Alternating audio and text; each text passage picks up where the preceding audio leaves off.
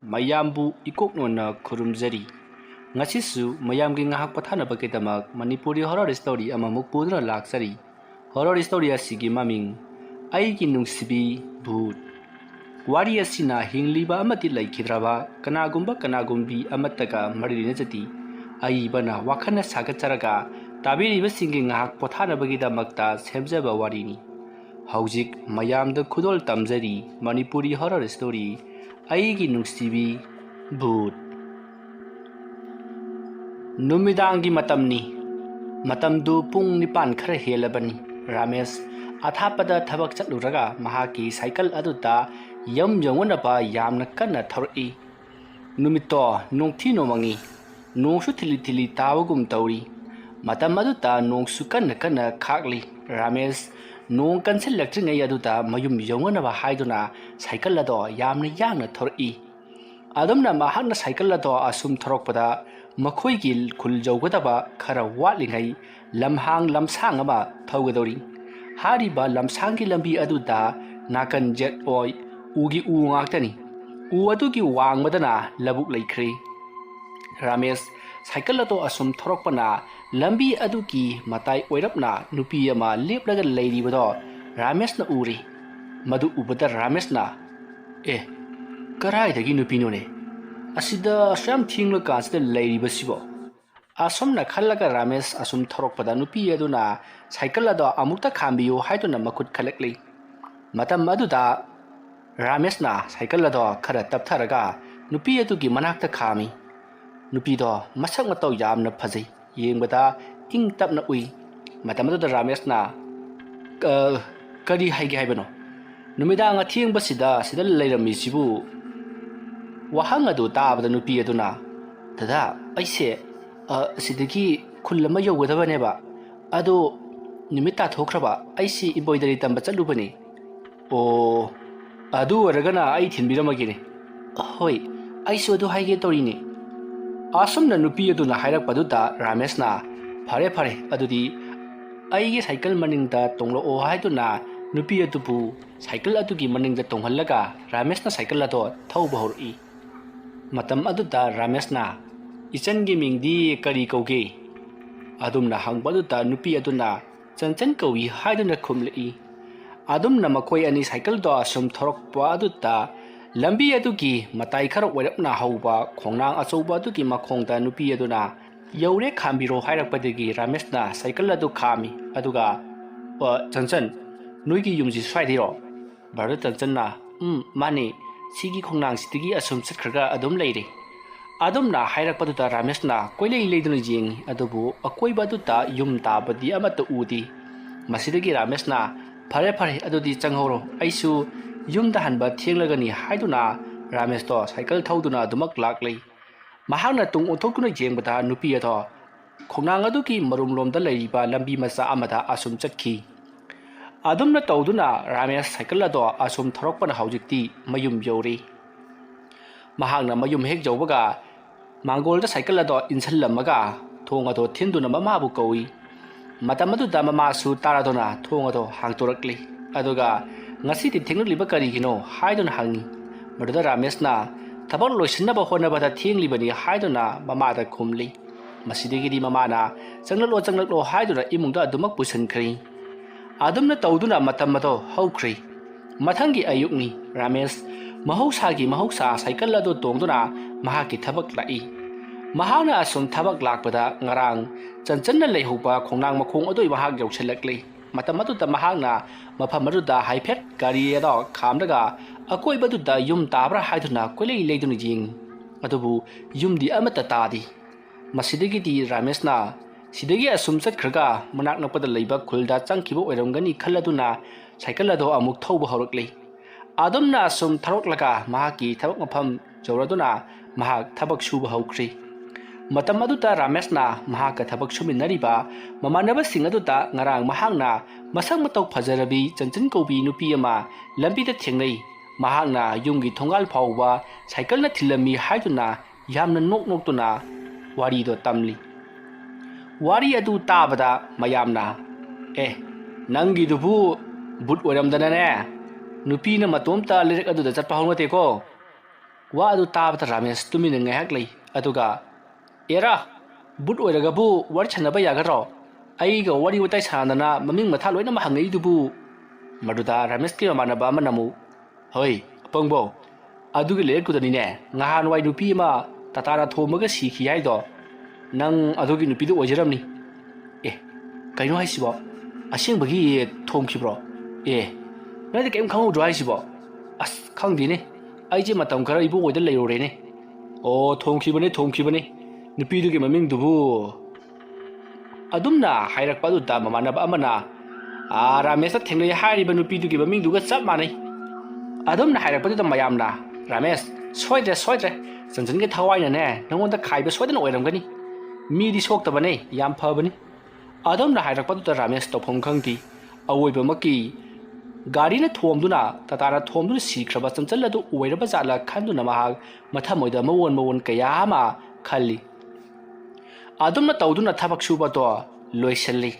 nungthilgi sak charba matung thabak ado sunubagi tamakta tawi matam do yamna sungalli chatokpaga thabak suba se nungaiti haiduna nga pothanari matam adu da ramesh di isai taraga sum hiplambadagi adumak tumthakhri mahane he tumthabaga mahaki manakta chanchan do lai aduga daramesh yamna warabo aina achapot porei asomna hairaga ramesh ta achapot khara piri ramesh to hiplambadagi phugulaga ha nangdi kamaina aigi thabak subam je khangliba adumna hairakpadu da chanchanna khangli ni kaino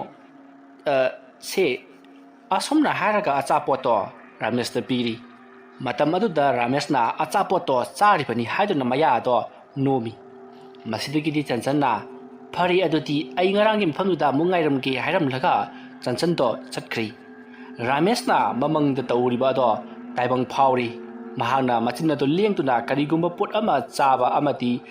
chanchan haiduna so mamaming panba du da manak ka leiriba manaba singaduna hei ramesh oi nang buta bro adumna haudorok patagi ramesh to mikap thorukli aduga akoiba aduda koyeng yengi madam aduda mamanaba singaduna kaidore ha namangda kari urino ba nachinduna chap sariduna karino adumna hairakpa aduda ramesh na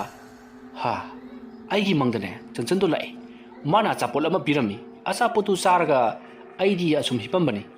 aduga mang oirmedana adumna hairakpa aduda mayamna o soidre chanchana nangse question chenarabani nang pusiga taba mandre chaningba chahoroibo adumna mayamna ngarang wari sanaduna no khiduna langba aduda makhoi ki bor misti ado sangsilakli aduga hai kaino no ngasi samlangisina ha kana kaidorage maruda ramesh ke manaba mana yamba ramesh si leirak asangwagi chanchan to thenglei adugi swaida mondrang sanariba aseng barani ramesh hoi yamba ngarang numidang si aina cycle tharoga lakpada lambi da nupi ma ngairaga lerami nupi tuna ma sabak da yawge na haibu da cycle man da tonghalaga ma se ibani lakmina bani aina magi maming hambada chanchal kawe na hairi chanchal haiba kichu kalanu da nong phadok mi khutong cha da ba maming manabo oramgani yarase hai aduga ramesh maibira amtang di hangtu ko adugi lerak to mayam haina bani hei adumna hairakpa du ta mayamna ramesh nangne maibira matano natradine bora saigaibam ka lambi chatla jaramni asomna hairaga mayam nok tuna thabak haunabagi da makta chatnakhri ramesh mayamnaga adumnaga haijilakpani aduga ramesh tangarang chanchan ki mayum jonuna ba thinba matamda chanchan ki mayum ga ukhidabani mahag mayamna hairiba to chumlaba jala khanduna pungna mawon kaya ma khalli adumna tawduna hojikti mahak su thabak suba do yauksalli numit adudi makoi ki bor mistina ngasidi chak charga loina mak chalo aduna sida oina chak khrasi haibadagi mayam do harau ngaduna mafam adu da oina chak silli adumna tawduna saksa tolakpadati numidangi pung 10 heli ramesh ti matomta magi khungang jongona ba chatkadoribani atai leiriba singadodi ani ni ahum chatna khiba ngaktani masidagi ramesh na mayam adudi aidi yumda ithanda chakada banina ai khara halamage adumna hairakpa du da mayamna ꯑꯣ ꯆꯠꯂꯣ ꯆꯠꯂꯣ ꯆꯟꯆꯟꯅ ꯉꯥꯏꯔꯝꯕꯅꯤ ꯑꯗꯨꯝꯅ ꯍꯥꯏꯔꯒ ꯃꯌꯥꯝꯗꯣ ꯋꯥ ꯅꯣꯛꯏ ꯉꯁꯥꯏ ꯃꯈꯩ ꯆꯟꯆꯟꯒꯤ ꯋꯥꯈꯜ ꯅꯤꯡꯁꯤꯡꯂꯨꯗ꯭ꯔꯕꯅꯤ ꯃꯌꯥꯝꯅ ꯑꯃꯨꯛ ꯄꯜꯂꯛꯄꯗꯨꯗ ꯔꯥꯃꯦꯁꯇꯣ ꯆꯟꯆꯟꯗꯣ ꯈꯪꯅꯤꯡ ꯅꯤꯡꯁꯤꯡꯂꯛꯏ ꯃꯍꯥꯛꯀꯤ ꯃꯃꯪꯗꯁꯨ ꯍꯣꯔꯦꯟ ꯃꯥꯕꯨ ꯉꯥꯏꯔꯝꯒꯦ ꯍꯥꯏꯔꯛꯈꯤꯕꯅꯤ ꯃꯁꯤꯗꯒꯤ ꯔꯥꯃꯦꯁꯇꯣ ꯍꯦꯔꯥ ꯉꯁꯤꯗꯤ ꯉꯥꯏꯔꯝꯃꯣꯏꯗ ꯑꯗꯨꯝꯅ ꯍꯥꯏꯔꯒ ꯁꯥꯏꯀꯜ ꯑꯗꯣ ꯊꯧꯗꯨꯅ ꯂꯥꯛꯏ ꯉꯁꯤꯗꯤ ꯃꯍꯥꯛ ꯌꯨꯁꯨ ꯈꯔ ꯉꯥꯎꯔꯤ ꯌꯥꯝꯅ ꯀꯟꯅ ꯀꯥ ꯍꯦꯟꯅ ꯉꯥꯎꯕꯗꯤ ꯅꯠꯇꯦ ꯑꯗꯨꯝꯅ ꯇꯧꯗꯨꯅ ꯃꯍꯥꯛꯅ ꯁꯥꯏꯀꯜ ꯑꯗꯣ ꯑꯁꯨꯝ ꯊꯧꯔꯒ ꯂꯥꯛꯄꯅ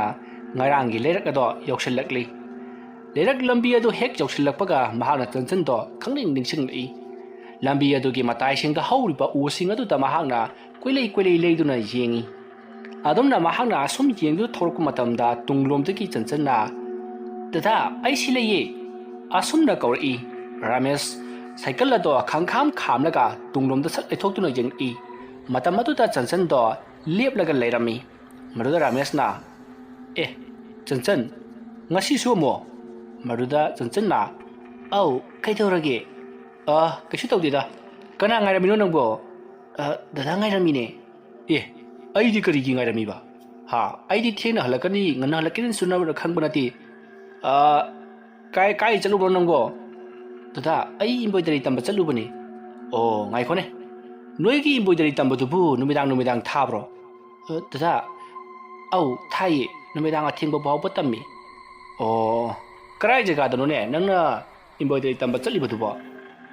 ꯁꯤꯗꯒꯤ ꯁꯨꯝ ꯆꯠꯂꯒ ꯏꯅꯦ ꯂꯇꯥ ꯍꯣꯏꯗꯅꯤ ꯏꯅꯦ ꯂꯇꯥ ꯍꯥꯏꯁꯤꯕꯨ ꯗꯗꯥꯅ ꯈꯪꯉꯔꯣꯏ ꯑꯣ ꯍꯣꯏ ꯂꯥꯛꯑꯣ ꯑꯁꯨꯝꯅ ꯔꯥꯃꯦꯁꯅ ꯆꯟꯆꯟꯕꯨ ꯉꯔꯥꯡꯒꯤ ꯃꯇꯧꯒꯨꯝ ꯁꯥꯏꯀꯜ ꯃꯅꯤꯡ ꯑꯗꯨꯗ ꯇꯣꯡꯍꯜꯂꯒ ꯊꯧꯗꯨꯅ ꯂꯥꯛꯏ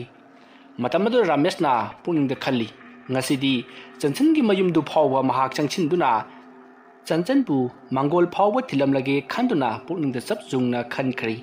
ꯃꯁꯤꯗꯒꯤ ꯔꯥꯃꯦꯁꯅ ꯆꯟꯆꯟꯗ ꯆꯟꯆꯟ ꯅꯣꯏꯒꯤꯗꯤ ꯏꯃꯥ ꯕꯕꯥ ꯂꯩꯔꯤꯕ꯭ꯔꯣ ꯑꯧ ꯂꯩꯔꯤꯌꯦ ꯏꯃꯥꯒ ꯕꯕꯥꯒꯁꯨ ꯂꯩꯔꯤ ꯏꯅꯥꯎꯅꯨꯄꯥ ꯑꯃꯁꯨ ꯂꯩꯌꯦ ꯑꯣ ꯑꯗꯨꯗꯤ ꯅꯆꯤꯟ ꯅꯅꯥꯎ ꯑꯅꯤ ꯈꯛꯇꯔꯣ ꯃꯥꯅꯤ ꯑꯗꯨ ꯗꯗꯥꯒꯤꯗꯤ ꯀꯩ ꯃꯤꯡ ꯀꯧꯒꯦ ꯑꯩꯒꯤ ꯃꯤꯡ ꯔꯥꯃꯦꯁ ꯀꯧꯏ ꯏꯇꯣꯝꯇ ꯄꯣꯛꯑꯦ ꯑꯗꯣ ꯏꯆꯟꯗꯤ ꯆꯍꯤ ꯀꯌꯥꯃꯨꯛ ꯁꯨꯔꯕ ꯗꯗꯥ ꯑꯩ ꯆꯍꯤ 10ꯃꯨꯛ ꯁꯨꯔꯦ ꯑꯣ ꯑꯗꯣ ꯉꯁꯤꯗꯤ ꯅꯣꯏꯒꯤ ꯌꯨꯝ ꯐꯥꯎꯕ ꯅꯕꯨꯡꯅ ꯊꯤꯜꯂꯝ ꯇꯥꯔꯦ ꯀꯣ ꯌꯨꯝꯁꯨ ꯈꯪꯒꯦꯕ ꯑꯗꯨꯝꯅ ꯍꯥꯏꯔꯛꯄꯗꯨꯗ ꯆꯟꯆꯟꯗꯣ ꯋꯥ ꯃꯈꯥ ꯇꯥꯔꯛꯈꯤꯗ꯭ꯔꯦ ꯇꯨꯃꯤꯟꯅ ꯑꯁꯨꯃꯛ ꯇꯣꯡꯈ꯭ꯔꯦ ꯔꯥꯃꯦꯁ ꯈꯪꯒꯅꯤ ꯉꯁꯤꯗꯤ ꯍꯥꯏꯕꯒꯤ ꯃꯇꯥꯒꯨꯝ ꯁꯥꯏꯀꯜ ꯑꯗꯣ ꯌꯥꯡꯅ ꯊꯧꯔꯛꯂꯤ ꯑꯁꯨꯝꯅ ꯑꯗꯨꯝ ꯊꯧꯔꯛꯄ ꯃꯇꯝꯗ ꯆꯟꯆꯟꯅ ꯌꯥꯔꯦ ꯈꯥꯝꯃꯣ ꯌꯧꯔꯦ ꯍꯥꯏꯔꯛꯂꯤ ꯃꯗꯨꯗ ꯔꯥꯃꯦꯁꯅ ꯂꯩꯊꯣꯛꯇꯨꯅ ꯌꯦꯡꯕꯗ ꯉꯔꯥꯡ ꯃꯍꯥꯛꯅ ꯂꯩꯍꯧꯕ ꯈꯣꯡꯅꯥꯡ ꯃꯈꯣꯡ ꯑꯗꯨꯗ ꯑꯣꯏꯔꯝꯂꯤ ꯃꯁꯤꯗꯒꯤ ꯔꯥꯃꯦꯁꯅ ꯆꯟꯆꯟꯗ ꯑꯩꯁꯨ ꯅꯣꯏꯒꯤ ꯌꯨꯝ ꯈꯪꯕ ꯑꯣꯏꯅ ꯃꯇꯨꯡ ꯏꯜꯂꯛꯀꯦ ꯍꯥꯏꯗꯨꯅ ꯆꯟꯆꯟꯒꯤ ꯃꯇꯨꯡ ꯏꯜꯂꯤ ꯃꯇꯝ ꯑꯗꯨꯗ ꯆꯟꯆꯟꯅ ꯌꯥꯔꯅꯤ ꯁꯤ ꯌꯧꯔꯕꯗꯤ ꯑꯗꯨꯝ ꯆꯪꯈ꯭ꯔꯒꯦ ꯍꯥꯏꯗꯨꯅ ꯔꯥꯃꯦꯁꯄꯨ ꯂꯩꯍꯧꯅꯕ ꯌꯥꯝꯅ ꯀꯟꯅ ꯍꯥꯏꯔꯤ ꯃꯗꯨꯗ ꯔꯥꯃꯦꯁꯅ ꯌꯥꯝꯃꯜꯂꯛꯇꯗꯨꯅ ꯆꯟꯆꯟꯅ ꯐꯔꯦ ꯑꯗꯨꯗꯤ ꯆꯪꯂꯛꯑꯣ ꯍꯥꯏꯗꯨꯅ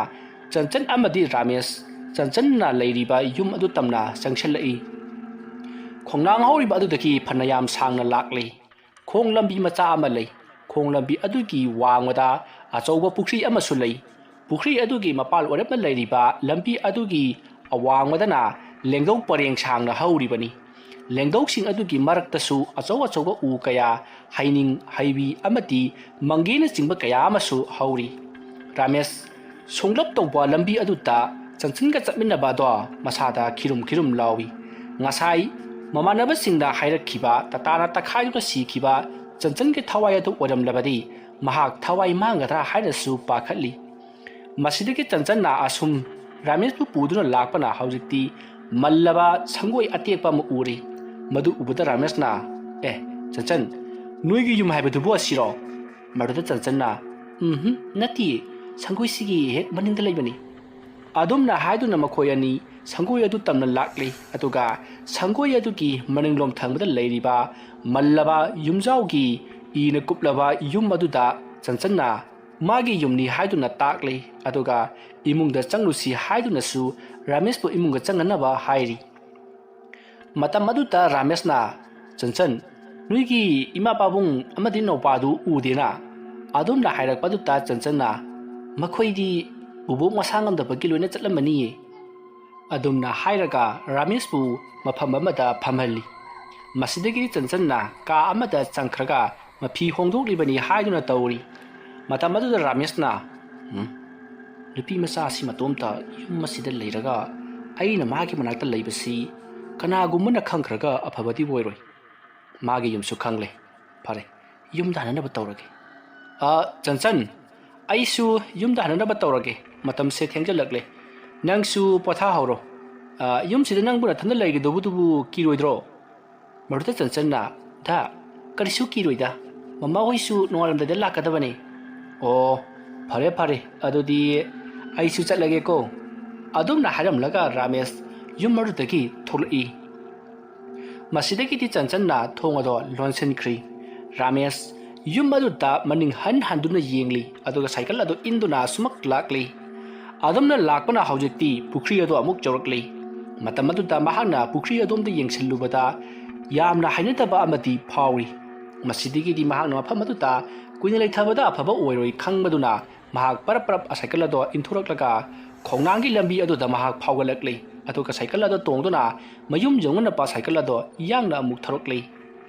ꯑꯗꯨꯝꯅ ꯂꯥꯛꯄꯅ ꯍꯧꯖꯤꯛꯇꯤ ꯃꯍꯥꯛꯀꯤ ꯃꯌꯨꯝ ꯌꯧꯔꯤ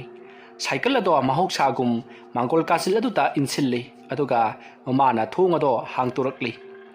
ꯃꯗꯨꯝ ꯇꯧꯗꯨꯅ ꯃꯍꯥꯛ ꯐꯃꯨꯡꯗ ꯂꯣꯡꯅ ꯍꯤꯞꯂꯒ ꯃꯍꯥꯛꯅ ꯊꯦꯡꯅꯔꯛꯈꯤꯕ ꯆꯟꯆꯟꯗꯣ ꯇꯁꯦꯡꯅꯃꯛ ꯃꯃꯥꯟꯅꯕꯁꯤꯡꯅ ꯍꯥꯏꯔꯤꯕ ꯇꯇꯥꯅ ꯊꯣꯝꯗꯨꯅ ꯁꯤꯈ꯭ꯔꯕ ꯆꯟꯆꯟ ꯍꯥꯏꯔꯤꯕ ꯅꯨꯄꯤ ꯑꯗꯨ ꯑꯣꯏꯔꯕ ꯖꯥꯠꯂꯥ ꯅꯠꯇ꯭ꯔꯒꯅ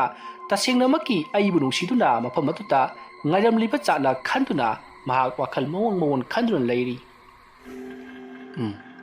ꯃꯁꯤꯒꯤ ꯆꯟꯆꯟꯁꯤ ꯉꯔꯥꯡ ꯑꯩꯒ ꯊꯦꯡꯅꯕꯗꯨ ꯈꯨꯗꯣꯡꯆꯥꯗꯕ ꯑꯃꯗꯒꯤ ꯊꯦꯡꯅꯈꯤꯕ ꯑꯣꯏꯔꯕꯁꯨ ꯉꯁꯤꯁꯨ ꯑꯃꯨꯛ ꯉꯥꯏꯔꯝꯂꯤꯕꯁꯤꯅꯗꯤ ꯃꯔꯝ ꯑꯃꯗꯤ ꯁꯣꯏꯗꯅ ꯂꯩꯔꯝꯒꯅꯤ ꯃꯍꯥꯛꯅ ꯑꯩꯕꯨ ꯅꯨꯡꯁꯤꯔꯤꯕ ꯖꯥꯠꯂꯥ ꯅꯠꯇ꯭ꯔꯒꯅ ꯀꯃꯥꯏꯅ ꯇꯧꯖꯥꯠꯅꯣ ꯐꯩ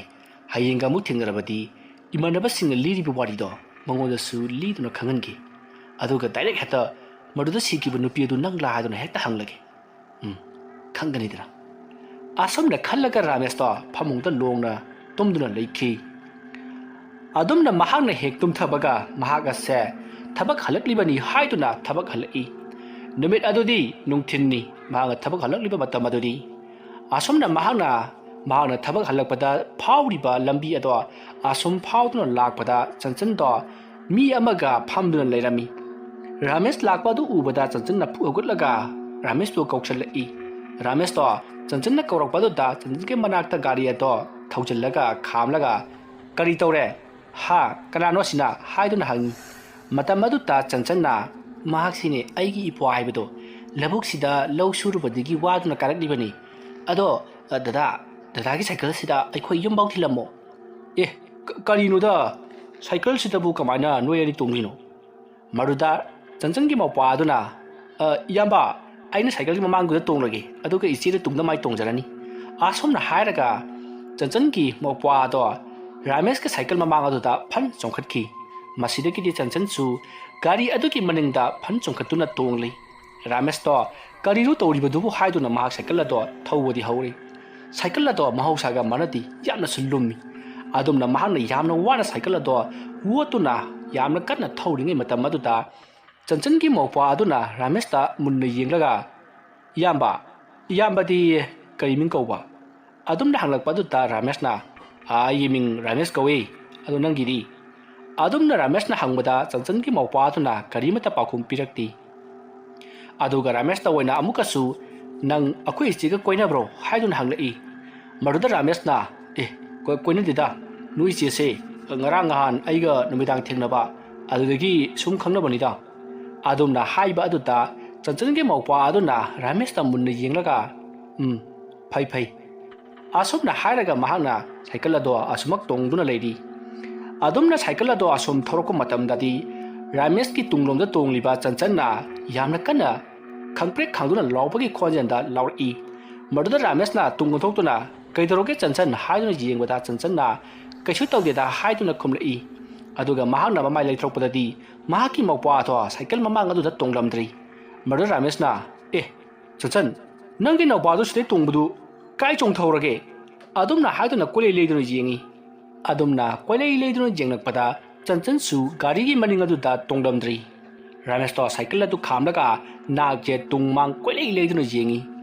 ꯂꯝꯗꯣ ꯑꯁꯥꯡꯕ ꯂꯝꯕꯤꯅꯤ ꯅꯥꯀꯜꯗ ꯎ ꯈꯔ ꯍꯧꯔꯤꯕꯗꯨ ꯉꯥꯏꯔꯦ ꯁꯣꯡꯂꯤꯕ ꯍꯥꯏꯕꯕꯨ ꯂꯝꯕꯤꯒꯤ ꯑꯁꯥꯡꯕ ꯃꯔꯤꯜ ꯑꯗꯨꯗ ꯔꯥꯃꯦꯁꯅ ꯃꯥꯡ ꯇꯨꯡ ꯀꯣꯏꯌꯦꯡ ꯌꯦꯡꯉꯤ ꯑꯗꯨꯕꯨ ꯆꯟꯆꯟ ꯑꯃꯗꯤ ꯃꯍꯥꯛꯀꯤ ꯃꯧꯄꯥꯗꯣ ꯁꯨꯛꯎ ꯎꯈꯤꯗ꯭ꯔꯤ ꯃꯗꯨꯗ ꯔꯥꯃꯦꯁꯅ ꯆꯟꯆꯟ ꯆꯟꯆꯟ ꯍꯥꯏꯗꯨꯅ ꯀꯧꯔꯤ ꯑꯗꯨꯝꯅ ꯃꯍꯥꯛꯅ ꯆꯟꯆꯟ ꯆꯟꯆꯟ ꯍꯥꯏꯗꯨꯅ ꯀꯣꯏꯀꯧ ꯀꯧꯕ ꯑꯗꯨꯗ ꯔꯥꯃꯦꯁꯀꯤ ꯃꯃꯥꯗꯣ ꯔꯥꯃꯦꯁꯀꯤ ꯀꯥꯗ ꯄꯔꯄꯞ ꯆꯪꯁꯜꯂꯛꯂꯒ ꯍꯥꯏ ꯏꯕꯨꯡꯉꯣ ꯅꯪꯕꯨ ꯀꯩꯗꯧꯔꯒꯦ ꯍꯥꯏꯗꯨꯅ ꯔꯥꯃꯦꯁꯄꯨ ꯍꯧꯗꯣꯔꯛꯏ ꯃꯇꯝ ꯑꯗꯨꯗ ꯔꯥꯃꯦꯁꯇꯣ ꯃꯤꯀꯞ ꯊꯣꯔꯛꯂꯤ ꯑꯗꯨꯒ ꯀꯣꯏꯂꯩ ꯂꯩꯗꯨꯅ ꯌꯦꯡꯉꯤ ꯑꯗꯨꯒ ꯃꯊꯃꯣꯏꯗ ꯈꯟꯖꯩ ꯑꯣ ꯃꯪ ꯑꯣꯏꯔꯦ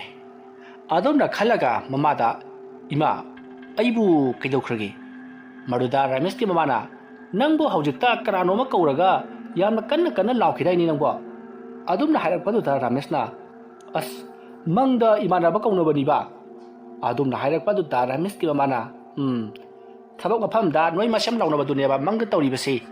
ꯑꯩ ꯃꯥꯗꯤ ꯏꯄꯥ ꯍꯦꯛ ꯄꯥꯈꯠꯂꯨꯔꯦ ꯑꯗꯨꯝꯅ ꯍꯥꯏꯔꯝꯂꯒ ꯔꯥꯃꯦꯁꯀꯤ ꯃꯃꯥꯗꯣ ꯔꯥꯃꯦꯁꯀꯤ ꯀꯥꯗꯒꯤ ꯊꯣꯛꯈ꯭ꯔꯦ ꯔꯥꯃꯦꯁ ꯃꯕꯨꯛꯅꯤꯡꯗ ꯈꯜꯂꯤ ꯀꯔꯤꯅꯣ ꯑꯩꯉꯣꯟꯗ ꯍꯟꯗꯛ ꯇꯧꯔꯛꯂꯤꯕꯁꯤꯕꯣ ꯃꯪꯗꯁꯨ ꯇꯠꯇꯅ ꯆꯟꯆꯟꯕꯨ ꯎꯔꯤ ꯑꯗꯨꯒ ꯃꯍꯥꯛꯅ ꯑꯩꯕꯨ ꯍꯨꯟꯗꯣꯛꯂꯝꯂꯒ ꯍꯦꯛ ꯆꯠꯄꯒꯨꯝ ꯇꯧꯔꯤꯕꯁꯤꯅ ꯀꯔꯤꯅꯣ ꯈꯟꯗꯨꯅ ꯃꯍꯥꯛ ꯃꯋꯣꯟ ꯈꯜꯂꯒ ꯑꯗꯨꯃꯛ ꯍꯤꯞꯊꯈ꯭ꯔꯦ ꯑꯗꯨꯝꯅ ꯇꯧꯗꯨꯅ ꯃꯇꯝ ꯑꯗꯣ ꯍꯧꯈ꯭ꯔꯦ ꯃꯊꯪꯒꯤ ꯅꯣꯡ ꯉꯥꯜꯂꯤ ꯃꯊꯪꯒꯤ ꯅꯣꯡ ꯉꯥꯜꯂꯛꯄ ꯃꯇꯝꯗ ꯔꯥꯃꯦꯁꯇꯣ ꯉꯔꯥꯡ ꯆꯟꯆꯟꯅ ꯆꯪꯈꯤꯕ ꯑꯃꯗꯤ ꯃꯥꯒ ꯂꯣꯏꯅꯅ ꯆꯪꯃꯤꯟꯅꯔꯨꯕ ꯌꯨꯝ ꯑꯗꯨꯒꯤ ꯂꯝꯕꯤ ꯑꯗꯣ ꯃꯍꯥꯛꯅ ꯌꯦꯡꯗꯨꯅ ꯉꯥꯏꯍꯥꯛ ꯂꯩ ꯑꯗꯨꯝꯅ ꯉꯥꯏꯍꯥꯛ ꯌꯦꯡꯂꯝꯂꯕꯒꯤ ꯇꯨꯡꯗ ꯃꯍꯥꯛ ꯊꯕꯛ ꯃꯐꯝꯗ ꯑꯃꯨꯛ ꯂꯥꯛꯂꯤ ꯊꯕꯛ ꯃꯐꯝ ꯍꯦꯛ ꯌꯧꯕꯒ ꯃꯍꯥꯛꯅ ꯃꯃꯥꯟꯅꯕꯁꯤꯡ ꯑꯗꯨꯗ ꯉꯔꯥꯡ ꯆꯟꯆꯟ ꯊꯦꯡꯅꯔꯛꯈꯤꯕꯒꯤ ꯋꯥꯔꯤ ꯑꯗꯨ ꯅꯠꯇꯕ ꯑꯗꯨꯒꯤ ꯃꯈꯥ ꯇꯥꯔꯛꯄ ꯋꯥꯔꯤ ꯇꯥꯅꯤꯡꯗꯕ꯭ꯔꯣ ꯍꯥꯏꯗꯨꯅ ꯍꯪꯉꯤ ꯔꯥꯃꯦꯁꯀꯤ ꯋꯥ ꯑꯗꯨ ꯇꯥꯕꯗ ꯉꯔꯥꯡꯁꯨ ꯊꯦꯡꯅꯔꯛꯄ꯭ꯔꯣ ꯍꯥꯏꯗꯨꯅ ꯍꯪꯉꯤ ꯃꯗꯨꯗ ꯔꯥꯃꯦꯁꯅ ꯉꯔꯥꯡꯁꯨ ꯊꯦꯡꯅꯔꯛꯏ ꯉꯔꯥꯡꯗꯤ ꯃꯥꯒꯤ ꯌꯨꯝꯗꯒ ꯆꯪꯉꯒ ꯌꯨꯝꯗꯨ ꯈꯪꯗꯣꯛꯂꯨꯔꯦꯗꯅ ꯋꯥ ꯑꯗꯨ ꯇꯥꯕꯗ ꯔꯥꯃꯦꯁꯀꯤ ꯃꯃꯥꯟꯅꯕꯁꯤꯡ ꯑꯗꯨꯅ ꯀꯩꯅꯣꯅꯦ ꯍꯥꯏꯔꯤꯁꯤꯕꯣ ꯅꯨꯄꯤꯗꯨꯒꯤꯕꯨ ꯌꯨꯝ ꯂꯩꯕ꯭ꯔꯅꯦ ꯈꯣꯡꯅꯥꯡ ꯍꯧꯕ ꯑꯃ ꯂꯩ ꯈꯣꯡꯅꯥꯡꯗꯨꯒꯤ ꯍꯦꯛ ꯃꯇꯥꯏꯗ ꯃꯣꯏꯒꯤ ꯊꯣꯡꯒꯥꯜꯅꯤ ꯑꯗꯒꯤ ꯁꯨꯝ ꯆꯪꯂꯒ ꯄꯨꯈ꯭ꯔꯤ ꯑꯃꯁꯨ ꯂꯩ ꯄꯨꯈ꯭ꯔꯤꯗꯨꯒꯤ ꯃꯅꯥꯛꯇ ꯂꯝꯕꯤꯅꯤ ꯂꯝꯕꯤꯗꯨꯒꯤ ꯋꯥꯡꯃꯗꯨꯅ ꯂꯦꯡꯗꯧ ꯄꯔꯦꯡ ꯁꯥꯡꯅ ꯍꯧꯈ꯭ꯔꯦ ꯑꯗꯒꯤ ꯁꯨꯝ ꯆꯪꯂꯒ ꯃꯣꯏꯒꯤ ꯌꯨꯝ ꯑꯗꯨꯝ ꯂꯩꯔꯦꯗ ꯋꯥ ꯑꯗꯨ ꯇꯥꯕꯗ ꯔꯥꯃꯦꯁꯀꯤ ꯃꯃꯥꯟꯅꯕꯁꯤꯡ ꯑꯗꯨꯅ ꯑꯣ ꯅꯪ ꯌꯨꯝ ꯐꯥꯎꯕꯗꯤ ꯈꯪꯗꯣꯛꯂꯨꯔꯕꯣꯏꯔꯦ ꯑꯗꯨ ꯉꯥꯏꯈꯣꯅꯦ ꯆꯥꯒ ꯊꯛꯁꯦꯒ ꯍꯥꯏꯔꯛꯇ꯭ꯔꯣ ꯏ ꯑꯣꯏꯔꯒ ꯄꯨꯊꯣꯔꯛꯄ꯭ꯔꯕ ꯑꯁ ꯀꯩꯅꯣ ꯍꯥꯏꯗꯨꯕꯣ ꯑꯩ ꯆꯥ ꯊꯛꯀꯦꯁꯨ ꯍꯥꯏꯗꯦ ꯀꯩꯝ ꯍꯥꯏꯗꯦ ꯅꯨꯃꯤꯗꯥꯡꯒꯤ ꯄꯨꯡ 10 ꯇꯥꯔꯀꯥꯟꯗꯨꯗꯕꯨ ꯉꯥꯏꯈꯣꯅꯦ ꯅꯨꯄꯤꯗꯨꯒꯤ ꯃꯃꯥ ꯃꯄꯥꯅꯗꯤ ꯀꯩꯝ ꯍꯥꯏꯔꯛꯇ꯭ꯔꯣ ꯑꯁ ꯃꯃꯥ ꯃꯄꯥ ꯑꯝꯇ ꯂꯩꯍꯧꯗꯦꯗ ꯃꯕꯣꯛ ꯈꯣꯏꯗ ꯂꯣꯏꯅꯃꯛ ꯂꯩꯈꯤꯌꯦ ꯑꯗꯨꯗꯤ ꯆꯟꯆꯟꯒ ꯅꯕꯥꯅꯤꯗꯪ ꯌꯨꯝ ꯑꯗꯨꯗ ꯑꯍꯤꯡ ꯂꯦꯛꯑꯦ ꯑꯁ ꯂꯦꯛꯇꯦꯃꯤ ꯆꯟꯆꯟꯗꯨꯗ ꯑꯩ ꯆꯠꯂꯒꯦ ꯍꯥꯏꯔꯒ ꯑꯩꯗꯤ ꯌꯨꯝꯗ ꯑꯗꯨꯝ ꯂꯥꯛꯑꯦ ꯃꯥꯁꯨ ꯊꯣꯡ ꯆꯠꯂꯒ ꯑꯗꯨꯝ ꯂꯩꯍꯧꯔꯕꯅꯤ ꯉꯥꯏꯈꯣꯅꯦ ꯑꯩꯈꯣꯏꯅ ꯍꯥꯏꯔꯤꯕ ꯇꯇꯥꯅ ꯇꯛꯑꯒ ꯁꯤꯈꯤꯕ ꯆꯟꯆꯟ ꯍꯥꯏꯕꯗꯨ ꯑꯣꯏꯗ꯭ꯔꯕꯖꯥꯠꯂꯣ ꯉꯥꯏꯈꯣꯅꯦ ꯅꯨꯄꯤꯗꯨꯕꯨ ꯃꯁꯛ ꯀꯃꯥꯏꯅ ꯇꯧꯒꯦ ꯑꯁ ꯃꯁꯛꯀꯤꯗꯤ ꯐꯖꯩꯍꯦ ꯃꯤꯗꯣꯀꯣ ꯐꯨꯜꯂꯩꯅꯔꯒ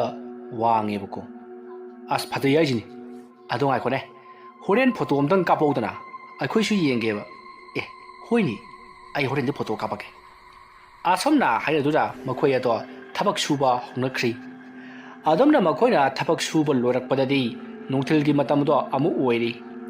ꯔꯥꯃꯦꯁꯇ ꯆꯠꯂꯤꯕ ꯊꯕꯛ ꯑꯁꯤ ꯑꯌꯨꯛꯇꯒꯤꯅ ꯅꯨꯡꯊꯤꯜ ꯐꯥꯎꯕ ꯊꯕꯛ ꯁꯨꯔꯒ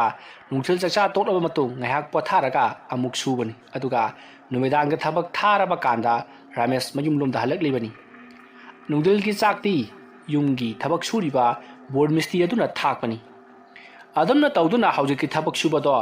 ꯑꯁꯨꯝ ꯁꯨꯔꯛꯄꯅ ꯅꯨꯃꯤꯠ ꯇꯥꯁꯜꯂꯛꯂꯤ ꯃꯁꯤꯗꯒꯤꯗꯤ ꯃꯌꯥꯝꯅ ꯊꯕꯛ ꯂꯣꯏꯁꯤꯜꯂꯁꯤ ꯍꯥꯏꯅꯗꯨꯅ ꯊꯕꯛ ꯂꯣꯏꯁꯤꯜꯂꯤ ꯔꯥꯃꯦꯁꯅ ꯃꯌꯨꯝ ꯍꯜꯂꯝꯗꯥꯏꯗ ꯔꯥꯃꯦꯁꯀꯤ ꯃꯃꯥꯟꯅꯕꯁꯤꯡ ꯑꯗꯨꯅ ꯑꯩ ꯔꯥꯃꯦꯁ ꯐꯣꯇꯣ ꯀꯥꯞꯄ ꯍꯥꯏꯗꯣ ꯀꯥꯎꯅꯤꯀꯣ ꯑꯗꯨꯝꯅ ꯍꯥꯏꯔꯛꯄꯗꯨꯗ ꯔꯥꯃꯦꯁꯅ ꯍꯣꯏꯗ ꯁꯣꯏꯔꯣꯏꯗ ꯑꯁꯨꯝꯅ ꯍꯥꯏꯔꯒ ꯔꯥꯃꯦꯁꯇꯣ ꯁꯥꯏꯀꯜ ꯑꯗꯣ ꯌꯥꯡꯅ ꯊꯧꯔꯛꯏ ꯉꯁꯤꯗꯤ ꯃꯍꯥꯛ ꯆꯟꯆꯟꯗꯣ ꯁꯣꯏꯗꯅ ꯎꯅꯔꯒꯤ ꯑꯗꯨꯒ ꯐꯣꯇꯣꯁꯨ ꯀꯥꯞꯈꯤ ꯑꯗꯨꯒ ꯃꯍꯥꯛꯀꯤ ꯋꯥꯔꯤ ꯑꯗꯨꯁꯨ ꯈꯪꯍꯜꯂꯒꯦ ꯈꯟꯗꯨꯅ ꯃꯍꯥꯛ ꯁꯥꯏꯀꯜ ꯑꯗꯣ ꯌꯥꯡꯅ ꯊꯧꯔꯛꯏ ꯃꯇꯝꯗꯨ ꯄꯨꯡ 9 ꯈꯔ ꯍꯦꯜꯂꯤ 9 ꯇꯥꯔꯛꯀꯗꯧꯔꯤ ꯑꯁꯣꯝꯅ ꯑꯁꯣꯝ ꯁꯥꯏꯀꯜ ꯊꯧꯔꯛꯄꯅ ꯉꯁꯤꯗꯤ ꯂꯝꯕꯤ ꯑꯗꯣ ꯃꯤ ꯈꯔꯕꯨ ꯆꯠꯄ ꯎꯏ ꯃꯇꯝ ꯑꯗꯨꯗ ꯔꯥꯃꯦꯁꯅ ꯈꯜꯂꯤ ꯑꯁ ꯉꯁꯤꯗꯤ ꯃꯤ ꯆꯠꯄꯅꯤꯅ ꯃꯥ ꯊꯣꯛꯂꯛꯀꯗꯧꯕ ꯃꯥꯟꯗꯦꯅꯦ ꯃꯤ ꯆꯠꯂꯤꯉꯩꯁꯤꯗ ꯃꯥꯅ ꯊꯣꯛꯂꯛꯂꯕꯗꯤ ꯁꯣꯏꯗ꯭ꯔꯦ ꯃꯍꯥꯛ ꯃꯤꯅꯤ ꯑꯗꯨꯒ ꯉꯁꯤꯒꯤ ꯃꯤ ꯀꯥꯇꯨ ꯀꯥꯔꯟ ꯆꯠꯄ ꯑꯁꯤꯗꯅ ꯊꯣꯛꯂꯛꯇ꯭ꯔꯕꯗꯤ ꯃꯍꯥꯛ ꯇꯁꯦꯡꯅ ꯕꯨꯠ ꯑꯣꯏꯒꯗꯣꯏꯅꯤ ꯑꯁꯣꯝꯅ ꯈꯜꯂꯒ ꯁꯥꯏꯀꯜ ꯑꯗꯣ ꯇꯞꯂꯤ lambi aduda asum thoraki adubu mahana asum thorokpada chanchandi sutheng thingna khidri ngaha ngaiduna leithoksira haina phawbo maha khalli adubu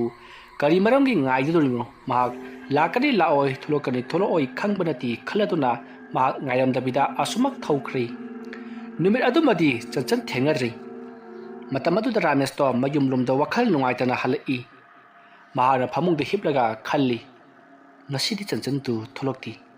lambi do ngan makhidi mi chataban ngasidi kari thoktok thokpuna khangdi mi lipali pachali aduna mahana tholoktabu oibijani hayeng thi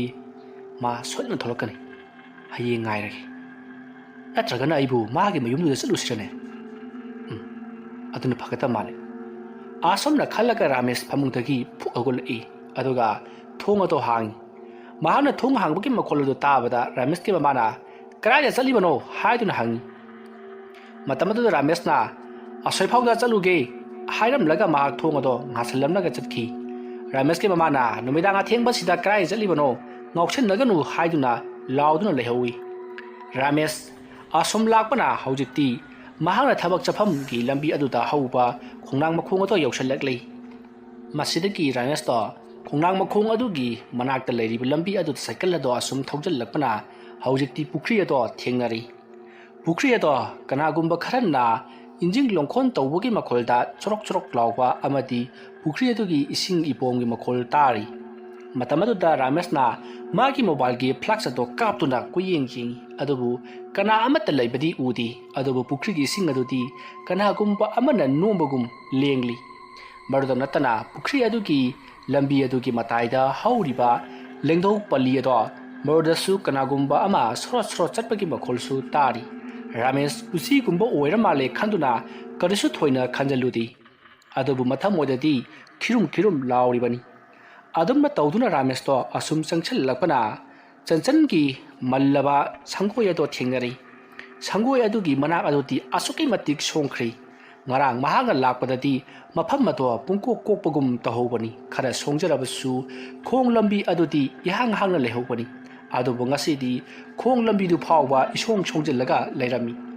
ramesh karirune sibo ngarang da buwang hangoba daine aibu bakhal narane asomna khallaga mahana napi marak aduta makhong aduna mama aduna asum lakle aduga mahana sangoi maning aduda leiriba yum adugi manak yoksilapadadi sangoi maning adugi yum adugi sumang aduti pungsong songjalle tulasi pungama leiribadusu tulasi ga amata haudri napi gi napi makta ura wara napi mara mayamama chachalli tawriba mataw aduta ramesh punga ngai ngarang mahanga lakpadadi sumanga siju pungko ko obani aduga tulasi punga sisu tulasi thadun lehobani ngasi tromliba sipu karinone khanduna maha kolei leduna sumak jengi aduga maha mafam masidagi halora sira haina phawo maha na khalli adumna maha na khallaga kolei leduna jinglingi matamaduta yum madugi maninglomda kanagumba ma chatkibado ramesh na uhori madu uhobuda ramesh na kananone chanchan urabjala chanchan asomra kauraga maha na hauji ukhiba amuba phijon setpa nupi amana chatkhiba dugi maikaida maha par plaktuna jing adubu ramesh na yemdadi kana amata leiramdi ramesh to masada singnaba amati kiba sum henjalakle masidigi di mahana yum adu da kuya leithabada afaba oiraroi aduna mahak mayum lomda halawragi hayeng ayuk oina laklaba sul laklagi khaladuna mahak afamadu tagi chadanabagi damak mamaya do leithorai aduga sangoi maning adu da leiriba lambi adu chatnabagi damak chatpa hawrakpada tunglomdagi chanchanna ramesh haiduna kauri ramesh khangprek khangna tunglomda sat leithokuna yengai adubu kana amata leiramdi ramesh na akoibaduta koying yengduna chanchan nang gi sei sanari bro laknari bro adum na mahangna koilau lauduna akoibaduta koying yengi adubu kana amata leibadi udi masidagi ramesh to masada pakhatpa jingnaba amaga loinana mafam ado thado hobuna pharagani khanduna cycle ado yamna yangna thaudorakli mahangna adumna cycle ado yangna thaudorakpada pukri adugi thongra aduta kanagumba nupi ama ising soktuna karigumba put ama bu samduna leiribado mahang uri madu ubada ramesh na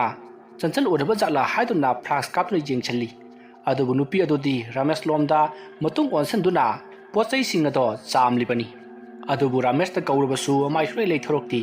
Ramesh मसिदि yum जोंगना पा चेलौबना फरगनि खंदुना महाक मफम मरुदगी cycle अदो यामना यांगना थौदोरक्ली अदुगा खोंडांग अदुगी मथक लैरिबा लंबी अदुता फावकलकलगा महाक मयुम जोंगना पा cycle अदो यांगना थोरक्खि असुमना रामेश दो cycle अदु यांगना थोरको मतमदा Mahake cycle मनिंग अदुदा कनागुंबा मतोंलकपदौना तौरई अदुमना तौरकपदुदा रामेशना तुंग ओंथोक्तुना येंगलुबददी कना अमता तोंगलकलमदि मसिदगिदी महाक cycle अदो यामना यांग थोरकपना हौजिकती मयुम यौरी मसिदगिदी महाकना साइकल अदो महाकी मांगोला थनमलगा महाक इमुंगदा प्रप्रप चंगी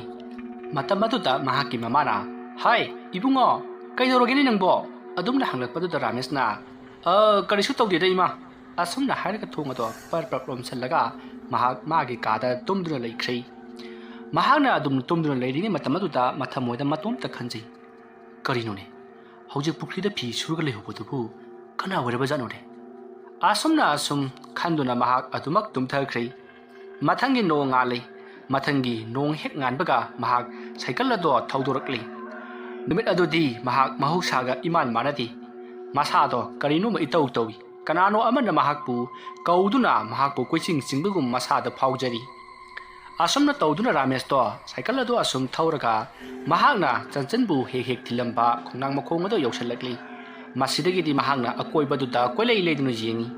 मफम अदुदा मी कया अमसु लंबी अदुदा चटखी हलकपसु याउरी महाकना अदुम मी चलिबसिंग अदो हाइफेट जेंगलमलगा महाक लंबी अदुदा थौजलक्ली असुमना assume थौजलकपदा ngahan makhai urudaba posak ama mahang uri madu ubada ramesh to pungang e masidi ai ding han makhai bu subu urudine asumna khallaga manakta leriba mang adu de yengduna lambi adu da asum lai mang adu su yamna songjale tingkhang timbau yamna hori mi thoina poloi nadraba mali masidi ki ramesh to asum sangsil lakpana pukri ado thengnare matamadu ramesh na o सिगी पुख्री सिदनिदना ngarang nupi ama phi subra injang chamra ma tawraga lehobodo hai पुख्री Sidi onthongna mothida napi su yamna songjale aduga phumla kangla mathongburam ta khangdri ising su tai tai lei aduga thongra su udi ngarang nupi duna lephoba phamobodu pu thonga dana tabrane manida aswai sidanida asomna khallaga rameshna yengduna asum leiringai mahaki matung lomda kanagumba ama chatkibagi sahum phangi Ramesh तो मतुंग लोमदा सट लैथोक्तुना येंगई अदुबु कना अमतति लेरमदी मसिदगिदी मनाक्ता हौरिबा लेंदो पली अदुता आसुम सांगना येंगदुना cycle अदो आसुम थौजलई आसुमना महांगा थौजलकपदा संगोय अतेकपदो थेंगनरी मफम अदो अतुकी मतिक सोंगी महाना आसुम चंगसलकपदा युम अदुसु थेंगनरी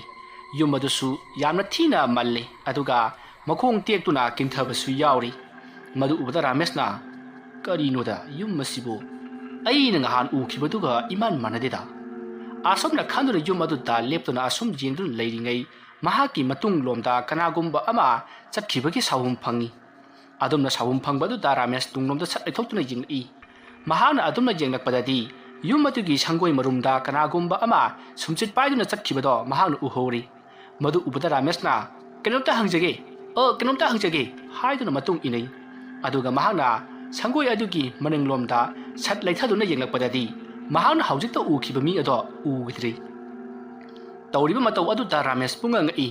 अकोइबा अदुदा कोइलै लेदुन यिंग मसिदिगिदि महागना युम अदोमदा अमुक लाक्ली मतम अदुदा युमगी थोंग अदो हांगदुन लेरमी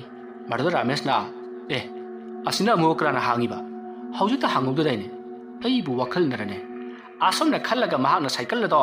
सुमांग अदुदा फजना खामलमनगा महाग मांगोल अदुदा काखलक्ली अदुगा सुमांग अमदी अकोइबा अदुदा कोयेंग जिंगी महागना अदुमना मांगोल अदुदा कोइलै लेदुन जेंगलकपदा मांगोलगी फामेलोम थंबा साइड अदुदा फोटो अनि थिएटरन लेरिबदो महाग उरी फोटो अमदना नुपी अमगी सक्तम येई अदुगा फोटो अमदना नुपा अमगी सक्तम येई असमना येंगदुन लेरिङै महागना फोटो अदुगी लेरिबा मिक्सेल अदुदा कनागुम्बा मिसक अमगी ममी अमा हाइफेट तारई अदुमना ममी अमा हाइफेट तारकपदुदा रामेश तो महाकी अकोइबा अमदी तुंगदा कोलै लेदुन येंगी मसिदिगिदि महागना अमुकसु फोटो अदुदा येंगलगा मखुद हाइबददी ममी अदो महाकी ममीनी हाइबा खंगली तवदबु हजुका ताखिबा ममी अदुदी नुपीगी साबांदी मानखिबनी रामेश ꯀꯔꯤꯅꯣꯃꯗꯤ ꯇꯧꯔꯦ ꯈꯟꯗꯨꯅ ꯃꯃꯥꯏ ꯂꯩꯊꯣꯔꯛꯄꯗ ꯐꯝꯃꯦꯟꯂꯣꯝ ꯊꯪꯕ ꯁꯥꯏꯠ ꯑꯗꯨꯒꯤ ꯏꯃꯨꯡ ꯂꯣꯝꯗ ꯂꯩꯔꯤꯕ ꯐꯛꯂꯥꯡ ꯑꯗꯨꯗ ꯅꯨꯄꯤ ꯑꯃꯒꯤ ꯁꯛꯇꯝꯁꯨ ꯊꯦꯠꯇꯨꯅ ꯂꯩꯔꯝꯂꯦ ꯃꯗꯨ ꯎꯕꯗ ꯔꯥꯃꯦꯁꯇꯤ ꯃꯀꯣꯛ ꯄꯨꯡꯉꯥꯎ ꯉꯥꯎꯈ꯭ꯔꯤ ꯀꯔꯤꯅꯣꯅꯦ ꯃꯁꯤꯗꯤ ꯆꯟꯆꯟꯒꯤ ꯐꯣꯇꯣ ꯅꯠꯇꯕ꯭ꯔꯥꯅꯦ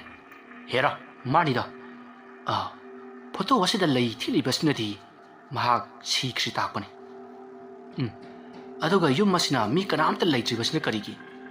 ꯑꯁꯨꯝꯅ ꯃꯍꯥꯛꯅ ꯃꯊꯃꯣꯏꯗ ꯈꯟꯗꯨꯅ ꯂꯩꯔꯤꯉꯩ ꯌꯨꯝ ꯑꯗꯨꯒꯤ ꯃꯅꯨꯡꯗ ꯀꯅꯥꯒꯨꯝꯕ ꯑꯃ ꯂꯩꯕꯒꯤ ꯁꯥꯎꯝ ꯃꯍꯥꯛꯅ ꯐꯪꯈꯤ ꯃꯁꯤꯗꯒꯤ ꯔꯥꯃꯦꯁꯅ ꯃꯅꯨꯡꯗ ꯃꯤ ꯂꯩ ꯃꯥꯜꯂꯤꯅꯤ ꯌꯨꯝ ꯃꯅꯨꯡꯁꯤꯕꯨ ꯃꯤ ꯀꯅꯥ ꯀꯅꯥ ꯂꯩꯌꯦ ꯑꯗꯨꯝꯅ ꯃꯍꯥꯛꯅ ꯍꯟꯖꯤꯟ ꯍꯟꯖꯤꯟ ꯀꯧꯏ ꯑꯗꯨꯕु ꯀꯅꯥ ꯑꯃꯠꯇꯗꯤ ꯄꯥꯎꯈꯨꯝ ꯄꯤꯔꯛꯇꯦ ꯃꯁꯤꯗꯒꯤ ꯔꯥꯃꯦꯁꯅ इमुंग चंगदुन हेक्ता येंगलगे खंदुन महाक इमुंगी थोंजन अदुता सट कांसेलई इमुंग अदो असुकी मतिक मंथरी मोटपनसु लोइरी इमुंग अदुदबु नापी फजना सोंगना हौजलमली मरुद नतना येंखत खिबदा मिरांगी मिरांग नतनी अदुगा टेक्थरबा सोफा अमदी मियुई कयाना थुगाइरंबगी मालबा अकाय अतोइना पिक थल्लबा उपुसिंग अमदी सौक्री टेबल मयामदु उबदा रामेश पुंगंग इ हौजिता मी अमा लैखिबगी सौहुम फंखिबदुबु कना ओरेबजानोने आसमना खंदुना युम मदुगी मनुंगदुमदा असुम चंगछललकली महाना असुम चंगछललकपदा का अमदा मी अमा सुट सुट वारी सादुना कपगी मखोल तारी मतमदु रामेशना का अदोमदा गम गम लादुना का अदुदा येंगई मतमदुता चंचनदो फमदुना कपदुना लेरमली मरुद रामेशना चंचन कइनो नंदी असोक्थिना मल्लबा टेक्थरब युम मसिदा नंदी कइदोबे लेरमिबा हा अइना ngसादि कवदुबु नंबु तादब्रो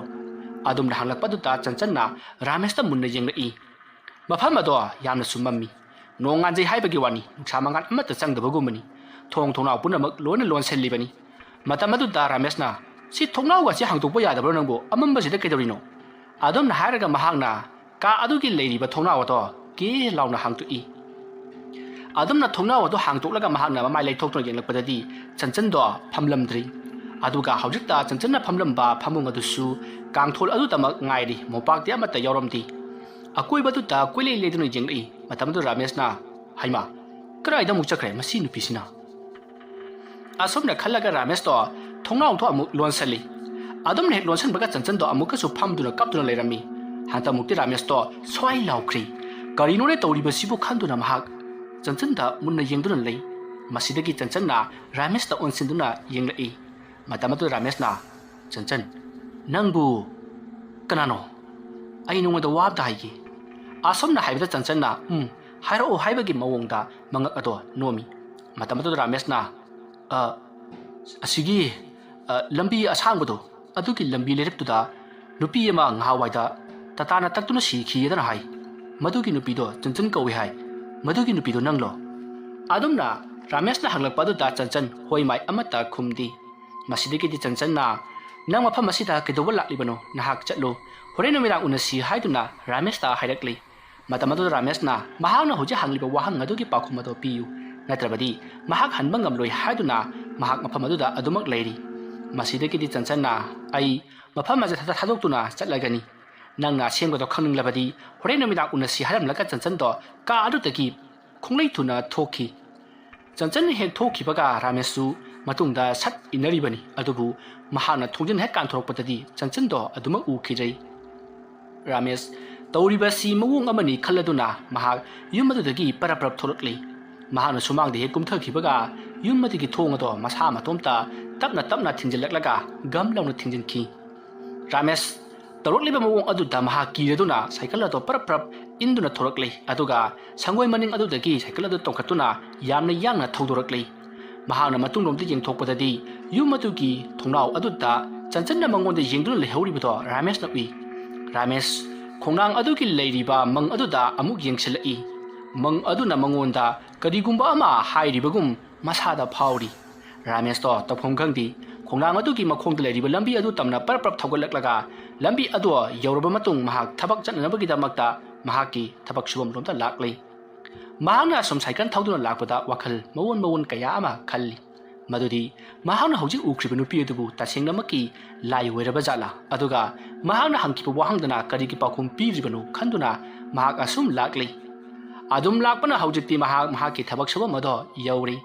महाकी थबक सुबा मदो हेक जौबगा महाकना मंगोदा थोखिबा वारी पुनमक loina liduna mamanaba singa tu ta khanghali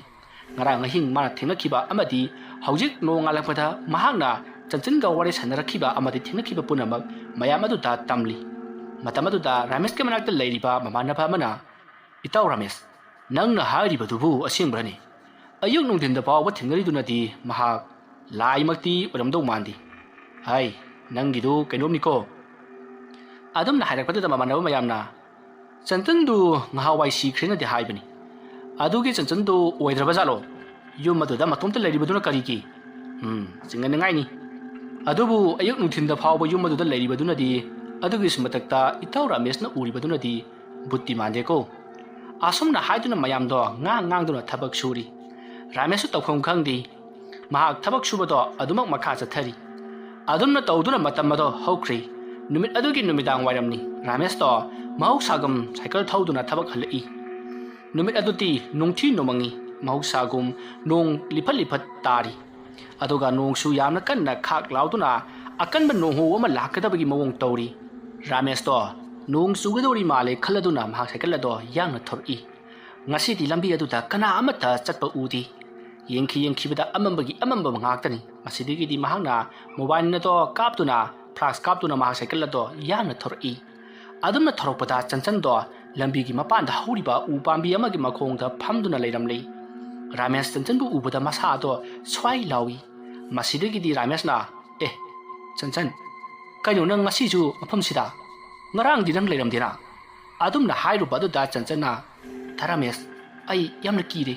ngasi dei noi yum da chalasi wahai adu taw da ramesh na kaino na hairu do ai kone no dei wam tangini mafam masida tatana taga chanchan ko bunu pi ama si khidana mayamna haini madubu nanglaba adumna hangluba du da chanchan na karigino nangna madu da sum hangliba du bo se salasi law ai bu ngasi nangi yum da puro adumna hairakpa adu da ramesh na hoi phareda nangse bunati haibadu mayam da khangalagi hairaduna cycle gi maning adu da mahakpu phamalaga mahak mayum lomda thaurakle ramesh mahoksa ga iman manadi karino ngasi mahak na tawriba sibo haiduna mathamoida matom ta khanjai asom thauduna lakpana hojikti khonang adu gi makhong adu siyoksalakle matam adu ta chanchan da khonang makhongri yorakle sa nangbu lehokidro adum na hairakpa du da chanchan hoi mai amata haidi ramesh na matung onthorok yengbada chanchan di mamai nun thaduna adumak phamduna leiri masidagi di ramesh to gari adu khanumdana cycle ado yangna sumthauduna mahaki mayum tamna lakle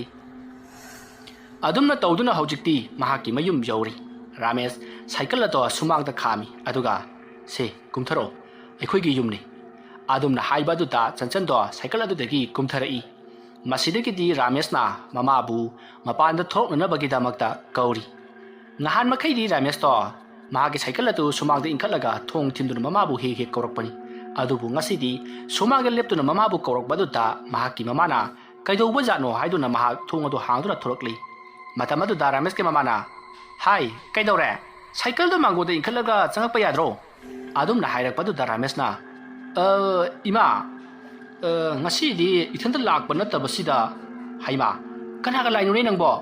adumna haraga ramesh ke mamana akoi badu da koyeng adubu kana amatadi udi maduda ramesh na as ima sidine ahal losilakpana karino mitu yadra maleda chanchan sango akoi mane khoiramo asomna ramesh na tawri mo adu da ramesh ke mama do ingangai aduga ramesh na yengliba adu da mahaksu yengi adubu ramesh ke mama nadi karimata ubanati matamadu da ramesh na karino ima kulei leragi yenga leiribu bo chanchan khoiramidu haugapiba yadabro torokliba mo adu da ramesh ke mama na aha aingonda khoirameba asomna haraga mahakna makut ado ahang badu da koi hairaga mamo wado singkhalibani haduna singkhali masidagi chanchan do ramesh ke manakta amuk changchalakli masidagi di ramesh ke mamana ho phare a cycle do mango de inselamo aduga ne imung da pusalamo aine lekai gi mi amani da hairokige adum na haram laga ramesh ke mama do yamna khonglai thumna thongalom da chenthoki matamadu da ramesh na chanchan koi masi nungsi do yengune mamo masak phajaba ma lakpa sida haraudna chingri chung lekai gi mi taune na se chango aigi ka dane phamuslo asomna haiduna chanchan bu imungda pusalai adumna ramesh na chanchan bu mahake kada pusilaktuna mahake phamung adu da phamhalli masidagi di chanchan na tharamesh Noi mama na horen ai bu tan thok labadi kamai tawni. Era kari ki tan doino. Akhoi ma di ne. Ai na hai ni loina mak jabani. Ma di ne ngahan da kini. Imau pusalo na mana ne ngonda giri giri ta ise. Haudik su ure dana. Mamau masak phajaba ma lakpa sida harau dana ching khrido. Kaim khalono. Asomna Ramesh amati chanchan wari sanaduna leiringai. Ramesh ki mama na makhoi mioi khara puduna lakli. Mata madu da Ramesh na mapanda thorok laga. Ima mi shindu purok tabro. Aigi kada le hori bani. Adum na hairak padu da Ramesh ki mama na. Hai, ai na su udaba nupi dubu. Ha, krai le hobi. Adum na hairak padu da Ramesh na. Kai noi man hai dubo. Aigi kada asamna phajana khilli ba sibu udrabro. Adum na hairak padu da Ramesh ki mama ga loina rakli ba. Akhanga hai mioi sing aduna Ramesh ki kada chepthaduna yingai. Adubu ka adu dadi kari amata leiba udi. Mata madu da Ramesh ki mama na pro liba ahal lamana. Ibungo Ramesh. Nang na budi nangi kada lei hai riba. Ado aikoi di udin hei. Karai da none mana phami babo. Adum na ahal laduna hairak padu da Ramesh to kari no makhoi na hari ba sibo. Asida phamlaga leiriba changchang sibu udraba jala haiduna maha kadu da parprap changsillaga chanjigi makhuk adu da tap laupai. Aduga sida leiriba si udabro. Aina parise maha ki makut ne. Asomna harka mayam adu da utli. Adubu mayam adu di udabani na koilei leiduna ying. Masidagi di Ramesh ki mama na. Dada, masidi kuithabada kanararoi. Akhanga hi amukta tanadaba na yararoi. Adum na harak padu ta ahal lamana. Hoine. Ai suluina khangi kaidorage. Pare. Ai asaibu ka chatlugi ge ko. Ibungo Ramesh. Nang adum leiramuko. Chathu amganu. Tupi chelakpa haiba sidi chathoko phatabani ko. Yumdogi hentokanu. Asomna haram laga ahal to parprap chakhi. Matamadu da manak ada de leiriba mioi sing aduna mathang pau singthokiduna haujikti lekai adugi nupi angang puna mafam adu da tillari torok leba mawong adu Ramesh ingangai aduga mamada kari no ima mayam na ingon dali ngaga kiru nu isbo aibu kai doroge ba isa kaisu tawde ko isa kaisu tawde masak udaba imau ama porak padu da makhoi ngakli bajani as kaino iman haidubo sen la khuta piroba yare Imane loina ure ko as uwe yarose lokuta pirokse asomna hairaga Ramesh na mahaki mamagi makut ado pairaga chancanda nantha halibani haiduna thengali adubu Ramesh ki mamati ahang maduda koi hai karimta thengdi matamdu Ramesh na to thengaba khangaba karinu khangdiba aingoda nisa sanari maduda Ramesh ki mamana hoini ima loina khangi adu nangne kasi taki mapan thokpadi yaroi ko as kaino iman haidubo aibu nu pisi kimana ka susuna chila lei hairo imana ba sing khara unoruge he yadi aina hairi basini ko asomna Ramesh ki mama na Ramesh bu phajinduna thami matamadu da chanchanna Ramesh ta Ramesh kaino mayama tawri basibo aibu makhoina phuga dawri bajalo hera krashi tawri ke doroge kaino mayam na sida omjin biri sibo chalo sida angang si ki re hare adum na Ramesh na tawriba khudimak angawa amana tawribani khanduna mayam do panok to noi aduga nupi adu bu krai da leiri bajano haiduna makhoi khara amati cheptha yengba lepti masidagi di Ramesh ke lekai adugi machansin thokpa nupi ama changsilaklaga Ramesh inama du bu krai no akhoi di udena maro Ramesh na angang nang suba khupak chani sida lepe si udro asom na hairaga Ramesh na chachanda khudo bi thilli matamadu ta chanchan ki lekai adu leiriba amhaki machan nupi thokpa nupi macha aduna karai da no ne haiduna koyengjing aduga Ramesh ki akoi badu su koi chatli masidagi di Ramesh na yarase noi kemta khangaroi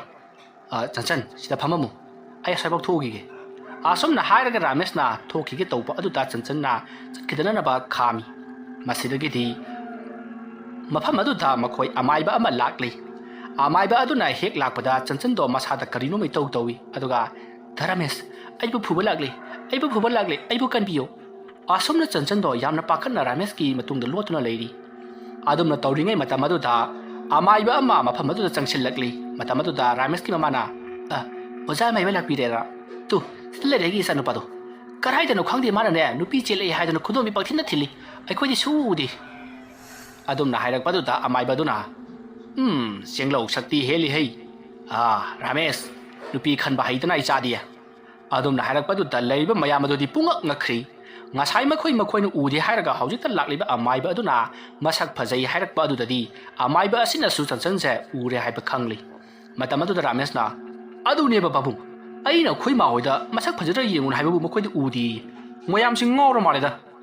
ꯍꯣꯏꯅꯦ ꯃꯌꯥꯝꯁꯤ ꯉꯥꯎꯔ ꯃꯥꯜꯂꯦꯅꯦ ꯐꯔꯦ ꯐꯔꯦ ꯑꯗꯨꯗꯤ ꯅꯨꯄꯤ ꯆꯦꯜꯂꯛꯂꯕꯅꯤꯅ ꯂꯥꯏ ꯇꯤꯟ ꯈꯣꯏꯔꯝꯁꯤꯀꯣ ꯃꯩ ꯋꯥꯎꯊꯣꯛꯅꯕ ꯇꯧꯁꯤ ꯀꯔꯤ ꯀꯥꯏꯒꯦꯅ ꯔꯥꯃꯦꯁ ꯑꯗꯨꯝꯅ ꯍꯥꯏꯔꯛꯄꯗꯨꯗ ꯔꯥꯃꯦꯁꯅ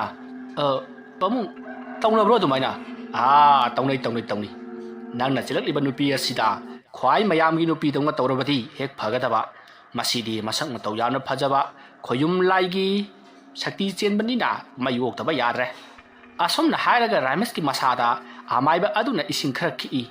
ꯑꯗꯨꯅ ꯇꯧꯔꯛꯄꯗꯨꯗ ꯔꯥꯃꯦꯁꯇꯣ ꯃꯁꯥꯗ ꯏꯍꯩ ꯍꯩꯅꯗꯦ ꯀꯔꯤꯒꯨꯝꯕ ꯑꯃꯅ ꯃꯉꯣꯟꯗ ꯐꯨꯔꯛꯄ ꯆꯩꯔꯛꯄꯒꯨꯝ ꯆꯩꯅꯥ ꯐꯥꯎꯕꯒꯨꯝ ꯇꯧꯔꯤ ꯃꯇꯝ ꯑꯗꯨꯗ ꯔꯥꯃꯦꯁꯅ ꯄꯥꯕꯨꯡ ꯏꯁꯤꯡꯗꯨ ꯀꯤꯜꯂꯛꯀꯅꯨꯗ ꯀꯩꯅꯣꯝ ꯇꯧꯏ ꯏꯁꯥꯁꯤꯗ ꯃꯤꯅ ꯐꯨꯔꯛꯄꯒꯨꯝ ꯅꯟꯊꯔꯛꯄꯒꯨꯝ ꯌꯥꯝ ꯍꯩꯅꯗꯦꯕ ꯍꯣꯏ ꯑꯁꯨꯝꯅ ꯍꯥꯏꯔꯒ ꯃꯍꯥꯛꯅ ꯐꯝꯊꯈ꯭ꯔꯤ ꯃꯁꯤꯗꯒꯤꯗꯤ ꯔꯥꯃꯦꯁꯀꯤ ꯃꯃꯥꯗ ꯂꯥꯏ ꯈꯣꯏꯔꯝꯅꯕ ꯄꯣꯠꯆꯝ ꯆꯩꯔꯝ ꯈꯔ ꯍꯥꯏꯈ꯭ꯔꯤ ꯈꯨꯗꯛ ꯑꯗꯨꯗ ꯃꯍꯥꯛꯀꯤ ꯔꯥꯃꯦꯁꯀꯤ ꯃꯃꯥ ꯑꯗꯨꯅ ꯄꯣꯠꯂꯝ ꯆꯩꯔꯝ ꯄꯨꯝꯅꯃꯛ ꯁꯤꯜ ꯂꯥꯡꯂꯤ ꯑꯗꯨꯒ ꯂꯥꯛꯂꯤꯕ ꯂꯩꯔꯤꯕ ꯃꯌꯥꯝ ꯑꯗꯨꯅꯁꯨ ꯃꯇꯦꯡ ꯄꯥꯡꯁꯤꯟꯗꯨꯅ ꯈꯨꯗꯛ ꯑꯗꯨꯗ ꯂꯥꯏ ꯈꯣꯏꯔꯝꯅꯅꯕꯒꯤꯗꯃꯛ ꯁꯤꯜ ꯂꯥꯡꯂꯤ ꯃꯁꯤꯗꯒꯤꯗꯤ ꯑꯃꯥꯏꯕ ꯑꯗꯨꯅ ꯔꯥꯃꯦꯁꯇ ꯏꯕꯨꯡꯉꯣ ꯐꯝꯃꯣ ꯋꯥꯔꯤ ꯐꯖꯅ ꯁꯥꯟꯅꯁꯤꯀꯣ ꯏꯕꯦꯝꯃ ꯅꯪꯁꯨ ꯐꯝꯃꯨ ꯑꯁꯨꯝꯅ ꯍꯥꯏꯔꯛꯄꯗ ꯆꯟꯆꯟꯅ ꯔꯥꯃꯦꯁꯇ ꯔꯥꯃꯦꯁ ꯃꯥꯅ ꯇꯧꯔꯤꯕꯁꯦ ꯑꯩꯕꯨ ꯇꯥꯟꯂꯤꯕꯅꯤ ꯅꯪꯅ ꯀꯩꯝꯇ ꯈꯪꯗ꯭ꯔꯤꯁꯤ ꯀꯔꯤꯒꯤꯅꯣ ꯑꯩꯕꯨ ꯑꯝꯇ ꯈꯥꯝꯃꯣ ꯑꯗꯨꯝꯅ ꯍꯥꯏꯔꯛꯄꯗꯨꯗ ꯔꯥꯃꯦꯁꯅ ꯄꯥꯕꯨꯡꯅ ꯇꯧꯔꯤꯕꯁꯤꯕꯨ ꯅꯃꯧ ꯅꯨꯄꯤꯁꯤ ꯇꯥꯜꯂꯤꯕꯅꯤ ꯍꯥꯏ ꯃꯁꯤꯕꯨ ꯆꯨꯝꯕ꯭ꯔꯣ ꯃꯗꯨꯗ ꯑꯃꯥꯏꯕ ꯑꯗꯨꯅ ꯍꯥꯏ ꯔꯥꯃꯦꯁ ꯑꯩꯅ ꯇꯧꯔꯤꯕꯁꯤ ꯅꯪꯒꯤ ꯐꯅꯕꯅꯤ ꯀꯣ ꯑꯁꯨꯝꯅ ꯍꯥꯏꯔꯒ ꯑꯃꯥꯏꯕ ꯑꯗꯨꯅ ꯂꯩꯋꯥ ꯇꯤꯟꯋꯥ ꯃꯌꯥꯝ ꯑꯃ ꯁꯣꯟꯗꯨꯅ ꯔꯥꯃꯦꯁꯇ ꯏꯁꯤꯡ ꯀꯌꯥ ꯈꯤꯛꯆꯜꯂꯛꯏ ꯑꯗꯨꯝꯅ ꯈꯤꯛꯆꯜꯂꯛꯄꯗ ꯅꯠꯇꯅ ꯆꯟꯆꯟꯒꯤ ꯃꯁꯥꯗꯁꯨ ꯈꯤꯛꯆꯜꯂꯛꯏ ꯑꯗꯨꯝꯅ ꯇꯧꯔꯛꯄꯗꯨꯗ ꯔꯥꯃꯦꯁꯇꯣ ꯃꯁꯥꯗ ꯑꯀꯟꯕ ꯆꯩꯅꯥ ꯑꯃ ꯐꯪꯂꯤ ꯑꯣꯖꯥ ꯃꯥꯏꯕ ꯄꯥꯕꯨꯡ ꯑꯗꯨꯝꯅ ꯇꯧꯔꯛꯀꯅꯨ ꯍꯥꯏꯗꯨꯅ ꯌꯥꯝꯅ ꯀꯟꯅ ꯊꯔꯣ ꯑꯣꯜꯂꯤ ꯑꯗꯨꯝꯅ ꯇꯧꯅꯔꯤꯉꯩ ꯔꯥꯃꯦꯁꯀꯤ ꯃꯄꯥꯕꯨꯡꯁꯨ ꯇꯥꯔꯗꯨꯅ ꯃꯐꯝ ꯑꯗꯨꯗ ꯂꯥꯛꯂꯤ ꯉꯁꯤꯗꯤ ꯃꯍꯥꯛ ꯃꯃꯥꯟꯅꯕ ꯑꯃꯒꯤ ꯌꯨꯝꯁꯥ ꯃꯔꯨꯞꯀꯤ ꯌꯨꯝꯒꯤ ꯃꯔꯨꯞ ꯑꯗꯨ ꯐꯥꯎꯕꯒꯤ ꯆꯥꯛ ꯆꯥꯅꯕ ꯑꯃ ꯂꯩꯕꯗꯒꯤ ꯃꯍꯥꯛ ꯆꯥꯛ ꯆꯥꯅꯕ ꯆꯠꯂꯨꯕꯅꯤ ꯃꯔꯝ ꯑꯗꯨꯅ ꯈꯔ ꯊꯦꯡꯅ ꯃꯍꯥꯛ ꯍꯜꯂꯛꯂꯤꯕꯅꯤ ꯃꯍꯥꯛꯅ ꯍꯜꯂꯛꯂꯤꯕ ꯑꯁꯤꯗꯤ ꯈꯔ ꯉꯜꯂꯤꯕꯅꯤ ꯃꯍꯥꯛꯀꯤ ꯏꯃꯨꯡ ꯑꯗꯨꯗ ꯑꯗꯨꯒꯨꯝꯕ ꯍꯣꯗꯣꯅꯥ ꯑꯃ ꯊꯣꯛꯂꯦ ꯇꯥꯕꯗꯒꯤ ꯃꯍꯥꯛ ꯃꯐꯝ ꯑꯗꯨꯗ ꯆꯦꯜꯂꯛꯂꯤꯕꯅꯤ ꯔꯥꯃꯦꯁꯅ ꯑꯣꯏꯔꯝꯂꯤꯕ ꯐꯤꯕꯝ ꯑꯗꯨꯗ ꯔꯥꯃꯦꯁꯀꯤ ꯃꯄꯥꯅ ꯏꯄꯥ ꯄꯥꯈꯠꯅ ꯔꯥꯃꯦꯁ ꯏꯆꯥ ꯀꯩꯗꯧꯔꯦ ꯏꯆꯥ ꯀꯩꯗꯧꯔꯒꯦ ꯑꯗꯨꯝꯅ ꯍꯪꯕꯗꯨꯗ ꯔꯥꯃꯦꯁꯅ ꯄꯥꯕꯨꯡ ꯑꯩ ꯀꯔꯤꯝꯇ ꯇꯧꯗꯦ ꯃꯌꯥꯝꯅ ꯑꯉꯥꯎꯕ ꯇꯥꯍꯜꯂꯤꯕꯅꯤ ꯑꯗꯨꯝꯅ ꯍꯥꯏꯔꯛꯄꯗꯨꯗ ꯑꯃꯥꯏꯕ ꯑꯗꯨꯅ ꯏꯕꯨꯡꯉꯣ ꯅꯣꯏ ꯈꯔ ꯍꯟꯇꯣꯛꯎꯀꯣ ꯑꯁꯨꯝꯅ ꯍꯥꯏꯔꯒ ꯑꯃꯥꯏꯕ ꯑꯗꯨꯅ ꯈꯨꯖꯥꯏ ꯑꯗꯨꯗ ꯌꯥꯎꯔꯤꯕ ꯏꯁꯤꯡ ꯑꯗꯨ ꯂꯨꯞꯂꯒ ꯃꯆꯤꯟꯗ ꯂꯥꯏꯔꯣꯟ ꯀꯌꯥ ꯁꯣꯟꯗꯨꯅ ꯆꯥꯏꯊꯣꯔꯛꯏ ꯑꯗꯨꯝꯅ ꯇꯧꯔꯛꯄꯗꯨꯗ ꯔꯥꯃꯦꯁꯇꯣ ꯌꯥꯝꯅ ꯀꯟꯅ ꯆꯩꯅꯥ ꯐꯪꯉꯛꯂꯤ ꯃꯁꯤꯗꯒꯤ ꯃꯍꯥꯛ ꯁꯥꯎꯒꯠꯂꯛꯇꯨꯅ ꯑꯃꯥꯏꯕ ꯑꯗꯨꯗ ꯐꯨꯅꯅꯕ ꯇꯧꯔꯛꯂꯤ ꯁꯣꯝꯗꯗꯤ ꯆꯟꯆꯟꯅ ꯃꯥꯅ ꯇꯧꯔꯤꯕꯁꯦ ꯑꯩꯕꯨ ꯇꯥꯜꯂꯤꯕꯅꯤ ꯔꯥꯃꯦꯁ ꯑꯩꯕꯨ ꯀꯟꯕꯤꯌꯨ ꯑꯃꯥꯏꯕꯁꯤꯅ ꯇꯧꯔꯤꯕꯁꯦ ꯑꯩꯕꯨ ꯇꯥꯜꯂꯤꯕꯅꯤ ꯑꯗꯨꯝꯅ ꯆꯟꯆꯟꯅ ꯇꯠꯇꯅ ꯍꯥꯏꯔꯛꯄ ꯑꯃꯗꯤ ꯀꯞꯁꯜꯂꯛꯄ ꯑꯗꯨꯗ ꯔꯥꯃꯦꯁ ꯇꯧꯐꯝ ꯈꯪꯗ꯭ꯔꯗꯨꯅ ꯑꯃꯥꯏꯕ ꯑꯗꯨꯗ ꯐꯨꯅꯅꯕ ꯌꯥꯝꯅ ꯀꯟꯅ ꯍꯣꯠꯅꯔꯛꯏ ꯃꯁꯤꯗꯒꯤ ꯂꯩꯔꯤꯕ ꯅꯨꯄꯥꯁꯤꯡ ꯑꯗꯨꯅ ꯔꯥꯃꯦꯁꯄꯨ ꯅꯝꯁꯤꯟꯗꯨꯅ ꯐꯥꯔꯤ ꯃꯁꯤꯗꯒꯤꯗꯤ ꯑꯃꯥꯏꯕ ꯑꯗꯨꯅ ꯂꯩꯋꯥ ꯀꯌꯥ ꯁꯣꯟꯗꯨꯅ ꯃꯍꯥꯛꯅ ꯏꯁꯤꯡ ꯑꯗꯨ ꯈꯤꯛꯇꯣꯛꯄ ꯌꯥꯕ ꯈꯤꯛꯇꯣꯛꯂꯕ ꯃꯇꯨꯡ ꯌꯥꯏꯉꯪꯗ ꯃꯟꯇꯔ ꯈꯔ ꯁꯣꯜꯂꯒ ꯔꯥꯃꯦꯁꯀꯤ ꯃꯀꯣꯛꯇ ꯁꯨꯔꯨ ꯅꯣꯏꯁꯜꯂꯤ ꯑꯗꯨꯝꯅ ꯇꯧꯔꯛꯄꯗꯨꯗ ꯔꯥꯃꯦꯁꯇꯣ ꯃꯀꯣꯛ ꯉꯥꯎꯔꯦ ꯃꯀꯣꯛ ꯆꯤꯛꯂꯦ ꯍꯥꯏꯗꯨꯅ ꯃꯍꯥꯛ ꯌꯥꯝꯅ ꯀꯟꯅ ꯂꯥꯎꯔꯤ ꯑꯗꯨꯝꯅ ꯇꯧꯔꯝꯕꯗꯒꯤꯗꯤ ꯃꯍꯥꯛ ꯑꯗꯨꯃꯛ ꯋꯥꯈꯜ ꯃꯥꯡꯗꯨꯅ ꯇꯥꯈ꯭ꯔꯤ ꯃꯁꯤꯗꯒꯤꯗꯤ ꯔꯥꯃꯦꯁꯀꯤ ꯃꯅꯥꯛꯇ ꯂꯩꯔꯝꯕ ꯆꯟꯆꯟ ꯑꯗꯨꯁꯨ ꯃꯐꯝ ꯑꯗꯨ ꯊꯥꯗꯣꯛꯇꯨꯅ ꯆꯠꯈ꯭ꯔꯤ ꯑꯗꯨꯝꯅ ꯆꯠꯈ꯭ꯔꯕꯒꯤ ꯇꯨꯡꯗ ꯍꯧꯖꯤꯛꯇꯤ ꯑꯃꯥꯏꯕ ꯑꯗꯨꯅ ꯍꯧꯖꯤꯛꯇꯤ ꯀꯔꯤꯁꯨ ꯇꯧꯔꯛꯂꯔꯣꯏ ꯑꯗꯨꯅ ꯍꯌꯦꯡ ꯑꯩꯒꯤꯗ ꯅꯈꯣꯏ ꯂꯥꯛꯎ ꯏꯕꯨꯡꯉꯣ ꯔꯥꯃꯦꯁꯀꯤ ꯈꯨꯗꯥꯡꯗ ꯖꯟꯇ꯭ꯔ ꯑꯃ ꯁꯤꯕꯤꯒꯦ ꯑꯁꯨꯝꯅ ꯍꯥꯏꯔꯝꯂꯒ ꯑꯃꯥꯏꯕꯗꯣ ꯆꯠꯈ꯭ꯔꯤ ꯑꯁꯨꯝꯅ ꯇꯧꯗꯨꯅ ꯃꯇꯝ ꯑꯗꯣ ꯍꯧꯈ꯭ꯔꯤ ꯔꯥꯃꯦꯁꯇꯣ ꯃꯌꯥꯝ ꯆꯪꯗꯨꯅ ꯃꯍꯥꯛꯀꯤ ꯐꯃꯨꯡꯗ ꯊꯥꯡꯀꯠꯄꯤꯔꯒ ꯇꯨꯝꯍꯜꯂꯤ ꯅꯣꯡ ꯉꯥꯜꯂꯛꯂꯕꯗ ꯔꯥꯃꯦꯁꯇꯣ ꯍꯧꯒꯠꯂꯛꯂꯤ ꯉꯁꯤꯗꯤ ꯃꯍꯥꯛ ꯑꯗꯣ ꯃꯀꯣꯛꯇꯣ ꯏꯉꯥꯎ ꯉꯥꯎꯏ ꯆꯤꯛ ꯂꯥꯎꯏ ꯃꯁꯤꯗꯒꯤꯗꯤ ꯔꯥꯃꯦꯁꯅ ꯀꯔꯤꯅꯣ ꯑꯩꯒꯤ ꯀꯣꯛꯁꯤꯗꯅ ꯁꯨꯔ ꯅꯣꯏꯁꯤꯜꯂꯤꯁꯨ ꯁꯤꯗꯤ ꯌꯥꯏꯉꯪꯅꯤꯗꯅ ꯀꯔꯥꯏꯗ ꯌꯥꯏꯉꯪꯁꯤꯅ ꯑꯁꯨꯝꯅ ꯃꯐꯝ ꯑꯗꯨꯗ ꯀꯣꯏꯂꯩ ꯂꯩꯗꯨꯅ ꯌꯦꯡꯉꯛꯏ ꯑꯗꯨꯒ ꯃꯈꯨꯠꯇ ꯄꯛꯂꯤꯕ ꯌꯥꯏꯉꯪ ꯑꯗꯨꯁꯨ ꯀꯔꯥꯏꯗꯒꯤꯅꯣ ꯍꯥꯏꯗꯨꯅ ꯃꯍꯥꯛ ꯌꯥꯝꯅ ꯉꯛꯂꯤ ꯃꯁꯤꯗꯒꯤꯗꯤ ꯃꯍꯥꯛꯅ ꯃꯃꯥꯕꯨ ꯌꯥꯝꯅ ꯀꯟꯅ ꯀꯧꯔꯛꯂꯤ ꯃꯃꯥꯁꯨ ꯔꯥꯃꯦꯁꯅ ꯀꯧꯕ ꯑꯗꯨ ꯇꯥꯔꯗꯨꯅ ꯃꯐꯝ ꯑꯗꯨꯗ ꯆꯦꯟꯁꯤꯜꯂꯛꯂꯤ ꯑꯗꯨꯒ ꯀꯩꯗꯧꯔꯕꯒꯦ ꯍꯥꯏꯗꯨꯅ ꯍꯪꯉꯤ ꯃꯇꯝ ꯑꯗꯨꯗ ꯔꯥꯃꯦꯁꯅ ꯀꯔꯤꯅꯣ ꯏꯃꯥ ꯑꯩꯒꯤ ꯀꯣꯛꯁꯤꯗ ꯌꯥꯏꯉꯪ ꯃꯌꯥꯝ ꯑꯃ ꯅꯩꯁꯤꯜꯂꯝꯃꯤꯁꯤꯕꯣ ꯑꯩꯕꯨ ꯉꯔꯥꯡ ꯀꯩꯗꯧꯈꯤꯒꯦ ꯑꯗꯨꯝꯅ ꯍꯪꯂꯛꯄꯗꯨꯗ ꯔꯥꯃꯦꯁꯀꯤ ꯃꯃꯥꯅ ꯃꯍꯥꯛꯅ ꯉꯔꯥꯡ ꯇꯧꯈꯤꯕꯁꯤꯡ ꯑꯗꯣ ꯂꯣꯏꯅ ꯇꯝꯂꯤ ꯃꯁꯤꯗꯒꯤꯗꯤ ꯑꯃꯥꯏꯕ ꯑꯗꯨꯅ ꯃꯍꯥꯛꯀꯤ ꯃꯅꯥꯛꯇ ꯂꯥꯛꯂꯒ ꯖꯟꯇ꯭ꯔ ꯑꯃ ꯁꯥꯟꯅꯅꯕꯒꯤꯁꯨ ꯍꯥꯏꯔꯝꯃꯤ ꯍꯥꯏꯗꯨꯅ ꯄꯥꯎ ꯑꯗꯣ ꯇꯝꯂꯤ ꯃꯁꯤꯗꯒꯤꯗꯤ ꯔꯥꯃꯦꯁꯀꯤ ꯃꯃꯥꯅ ꯔꯥꯃꯦꯁꯄꯨ ꯄꯨꯗꯨꯅ ꯑꯃꯥꯏꯕ ꯑꯗꯨꯒꯤ ꯃꯅꯥꯛꯇ ꯂꯥꯛꯂꯤ ꯃꯇꯝ ꯑꯗꯨꯗ ꯑꯃꯥꯏꯕ ꯑꯗꯨꯅ ꯔꯥꯃꯦꯁꯇ ꯏꯕꯨꯡꯉꯣ ꯅꯍꯥꯛꯅ ꯎꯔꯤꯕ ꯆꯟꯆꯟ ꯍꯥꯏꯔꯤꯕ ꯅꯨꯄꯤ ꯑꯗꯨ ꯃꯗꯨ ꯅꯃꯨ ꯇꯥꯏꯕꯪ ꯃꯤ ꯅꯠꯇꯦꯅꯦ ꯃꯌꯥꯝꯅ ꯍꯥꯏꯅꯔꯤꯕ ꯃꯐꯝ ꯑꯗꯨꯗ ꯇꯥꯇꯥꯅ ꯇꯛꯇꯨꯅ ꯁꯤꯈꯤ ꯍꯥꯏꯔꯤꯕ ꯅꯨꯄꯤ ꯃꯆꯥ ꯆꯟꯆꯟ ꯑꯗꯨꯅꯤ ꯅꯍꯥꯛꯅ ꯑꯣꯛꯅꯔꯤꯕꯗꯨ ꯑꯗꯨꯅꯅꯤ ꯅꯍꯥꯛꯄꯨ ꯃꯥꯅ ꯆꯤꯅꯅꯕ ꯍꯣꯠꯅꯔꯤꯕꯅꯤ ꯑꯗꯨꯕꯨ ꯀꯩꯁꯨ ꯊꯣꯏꯗꯣꯛꯄ ꯈꯜꯂꯨꯔꯅꯨ ꯍꯧꯖꯤꯛꯇꯤ ꯑꯩꯅ ꯄꯨꯝꯅꯃꯛ ꯂꯩꯇꯥꯏꯅꯈ꯭ꯔꯕꯅꯤ ꯃꯍꯥꯛꯁꯨ ꯃꯍꯥꯛꯀꯤ ꯃꯍꯟꯐꯝꯗ ꯍꯟꯖꯈ꯭ꯔꯕꯅꯤꯀꯣ ꯑꯣꯖꯥ ꯀꯔꯤꯅꯣ ꯍꯥꯏꯔꯤꯕꯗꯨꯕꯣ ꯂꯥꯏꯁꯤꯕꯨ ꯃꯤ ꯍꯥꯠꯂꯦ ꯍꯥꯏꯗꯥꯏꯅꯦ ꯍꯣꯏ ꯑꯗꯨꯕꯨ ꯃꯍꯥꯛꯇꯤ ꯃꯤ ꯍꯥꯠꯇꯦꯀꯣ ꯑꯗꯨ ꯑꯣꯖꯥ ꯃꯍꯥꯛꯄꯨ ꯀꯔꯤꯅ ꯇꯛꯇꯨꯅ ꯁꯤ ꯍꯥꯏꯔꯤꯕꯁꯤꯕꯨ ꯀꯝꯗꯧꯅ ꯁꯤꯔꯤꯕꯅꯣ ꯃꯍꯥꯛꯀꯤ ꯃꯃꯥ ꯃꯄꯥ ꯀꯅꯥꯝꯇ ꯂꯩꯇ꯭ꯔꯕ꯭ꯔꯣ ꯂꯩ ꯏꯕꯨꯡꯉꯣ ꯂꯩ ꯃꯍꯥꯛꯁꯤ ꯅꯣꯡꯃ ꯀ꯭ꯂꯥꯁ 10ꯒꯤ ꯄꯔꯤꯈꯥ ꯃꯥꯏ ꯄꯥꯛꯂꯦ ꯍꯥꯏꯗꯨꯅ ꯌꯥꯝꯅ ꯍꯔꯥꯎꯅ ꯆꯦꯜꯂꯛꯄꯅꯤ ꯃꯇꯝ ꯑꯗꯨꯗ ꯂꯧꯕꯨꯛ ꯂꯣꯝꯗꯒꯤ ꯂꯩꯕꯥꯛ ꯄꯦꯛꯂꯒ ꯀꯥꯔꯛꯄ ꯇꯥꯇꯥ ꯑꯃꯅ ꯎꯃꯔꯨꯝꯗꯒꯤ ꯐꯥꯎꯗꯣꯔꯛꯄꯗ ꯎꯍꯧꯗꯕꯗꯒꯤ ꯃꯍꯥꯛꯄꯨ ꯇꯛꯈꯤꯕꯅꯤ ꯒꯥꯔꯤ ꯑꯗꯨꯁꯨ ꯌꯥꯝꯅ ꯌꯥꯡꯅ ꯊꯧꯒꯠꯂꯛꯄꯕꯨꯗꯤ ꯅꯠꯇꯦ ꯑꯗꯨꯕꯨ ꯁꯨꯝ ꯊꯣꯛꯎ ꯍꯥꯏꯗꯨꯅ ꯒꯥꯔꯤ ꯑꯗꯨꯒꯤ ꯕ꯭ꯔꯦꯛ ꯑꯗꯨꯁꯨ ꯈꯨꯗꯛꯇ ꯌꯥꯔꯛꯇꯕꯗꯒꯤ ꯆꯟꯆꯟꯗꯣ ꯃꯐꯝ ꯑꯗꯨꯗ ꯇꯛꯈꯥꯏꯗꯨꯅ ꯑꯗꯨꯃꯛ ꯁꯤꯈꯤꯕꯅꯤꯀꯣ ꯆꯟꯆꯟꯅ ꯂꯩꯈꯤꯗꯕꯒꯤ ꯄꯥꯎ ꯑꯗꯨ ꯍꯦꯛ ꯇꯥꯕꯗ ꯆꯟꯆꯟꯒꯤ ꯃꯃꯥꯗꯤ ꯃꯁꯥꯒꯤ ꯍꯥꯟꯅꯒꯤ ꯕꯤꯄꯤꯒꯤ ꯂꯩꯅꯥꯒ ꯂꯩꯖꯕꯒ ꯑꯗꯨꯃꯛ ꯈꯨꯗꯛ ꯑꯗꯨꯗ ꯋꯥꯟꯊꯗꯨꯅ ꯁꯤꯈ꯭ꯔꯦ ꯃꯄꯥꯕꯨꯡꯁꯨ ꯃꯇꯝ ꯀꯨꯏꯅ ꯌꯨ ꯊꯛꯃꯟꯗꯅ ꯌꯨꯔꯥꯏ ꯆꯨꯗꯨꯅ ꯑꯗꯨꯃꯛ ꯂꯩꯈꯤꯗ꯭ꯔꯦ ꯃꯅꯥꯎ ꯅꯨꯄꯤ ꯑꯃ ꯂꯩꯕꯗꯨꯗꯤ ꯆꯟꯆꯟꯒꯤ ꯃꯍꯥꯛꯀꯤ ꯃꯃꯥꯒꯤ ꯃꯆꯟꯅꯨꯄꯤ ꯃꯍꯥꯛꯀꯤꯅ ꯃꯗꯣꯝꯆꯥꯗꯨꯅ ꯌꯣꯛꯇꯨꯅ ꯍꯧꯖꯤꯛꯁꯨ ꯂꯩꯔꯤꯕꯅꯤ ꯑꯗꯨꯝꯅ ꯇꯧꯗꯨꯅ ꯍꯧꯖꯤꯛꯇꯤ ꯌꯨꯝ ꯑꯗꯨꯗ ꯀꯅꯥꯃꯠꯇ ꯂꯩꯅꯈꯤꯗ꯭ꯔꯕꯅꯤ ꯇꯧꯒꯗꯕꯨ ꯃꯐꯝ ꯑꯗꯨꯗ ꯆꯟꯆꯟꯒꯤ ꯊꯋꯥꯏ ꯃꯤꯔꯦꯜ ꯑꯗꯨꯅ ꯊꯣꯛꯇꯨꯅ ꯃꯤ ꯑꯆꯠ ꯑꯋꯣꯡꯗ ꯑꯁꯨꯝꯅ ꯍꯦꯛ ꯂꯛꯅꯕ ꯑꯃꯗꯤ ꯃꯇꯨꯡ इनदुना मागी नुपी ओइगदौरिबनि हायदुना लक्नबदि अदुमक थेंगनै असोय अंगामिसि मिनाति पीदबनिदा फरे फरे हौजिक्तिने नमु ताइबंग मिगा थवाई मियमगा थेंगदुना लोइनदुना लैबा हाइबसै अना महा चुगनि पुंसि नुंसांगदि को अदुनाने मागी मनाक्तगि लापथोकनबा होनो से नखुचिदा जंत्रसे किसनबिरगे अदुगा से सिगी इसिंगसे मसि थकचलु असुमना हायदुना रामेशता अमाइबा अदुना इसिंग खरा पीरी रामेश इसिंग अदो थकचनख्री इसिंग अदो थकलमदाइदा महाक वाखल कया अमा खल्ली अदुगा चंचनदो अमुखना उन्नबा फंगनरद्रा हायदुना सुमथमोइदा वाजरी अदुबु ममा अमदी अमाइबा अदुगी ममांगदा थक्तबा याद्रबनिना अदुमक थकचनख्री मसिगी मतुंग मकोई लायेंगबा लोरबा मतुंग मकोई मयुम लोमदा हलकली अदुमना तौदुना नुमित निनी हुमनी हौख्री रामेश महौसागुम थबक अदुमक चटली अदुबु महांगना थबक चटपा अमति नुमिदांग थेंगना हलकपदा चंचनदी अदुमक थेंगना खिद्री मसिदगिदी महांगना माकी मकुता सिरिबा जंत्र अदुना चंचनपु थेंगना खितबा ओइरंपा याय हायदुना जंत्र अदो थदतखी अदुबु चंचनदी अदुमक थेंगना खिद्री मरमदी महांगना लायेंगलुबा अमाइबा अदुना पिरखिबा इसिंग अदो थकलुबदुना चंचनना महाकपु लापथोकतुना चटखिबनी अदुगा रामेशनसु चंचनपु उबा फंखिरबनी अदुमना तौदुना मतम खरा हौख्री रामेश निमित अदुदी मसासु कया नुंगाइति हाइनिंग हराउद्री मरम अदुना महाग थबक चटलरुई हाइदुना थबक चट्री नुथिल नुमिदांग वाइरमगी मतमनी रामेश तो चंचनबु इहान हाना थेंगनखिबा मफम अदुदा महाग साइकल अदु थौदुना हौरिबा उ पाम्बी अदुदा ngathaduna चंचनगी वाखल खंदुना लैरी असुमना चंचनगी वाखलदा मंगलान कया सागत अमलबा मतुंग मयुम लोमदा हल्लगे खंदुना साइकल अदो ममाय लेथोरकपदा महाकी ममांगदा चंचनगा मसक चप मानबा नुपी अमा गाड़ी थौदुना चटखिबदो रामेशना उहौरी मदु उखिबदगी रामेशना गाड़ी अदुगी मतुंग इनदुना साइकल अदो यांगा थौदुना तानरकली मसिदगिति चंचनगा मसक चप मानबा नुपी अदो चंचनना हेक चंखिबा खोंनांग अदुगी मनाक्ता लैरिबा लंबी अदुदा गाड़ी अदो थौजनखी रामेश अंगकपा अमगा लोइनना खोंनांग मखोंग अदुदा ngahak leptuna yengdुना लैखी अदुमना ngahak लैरबगी तुंगदा चंचनगा मसक चप मानबा नुपी अदो गाड़ी अदो अमुक मफम अदुदा थौदोरकली मतम अदुदा रामेशना अमुक्ता ngaibikhoba हाइदुना खामी मतम अदुदा चंचनगा मसक चप मानबा नुपी अदुना करी ओइरबनो हाइदुना हंगी मतम अदुदा रामेशना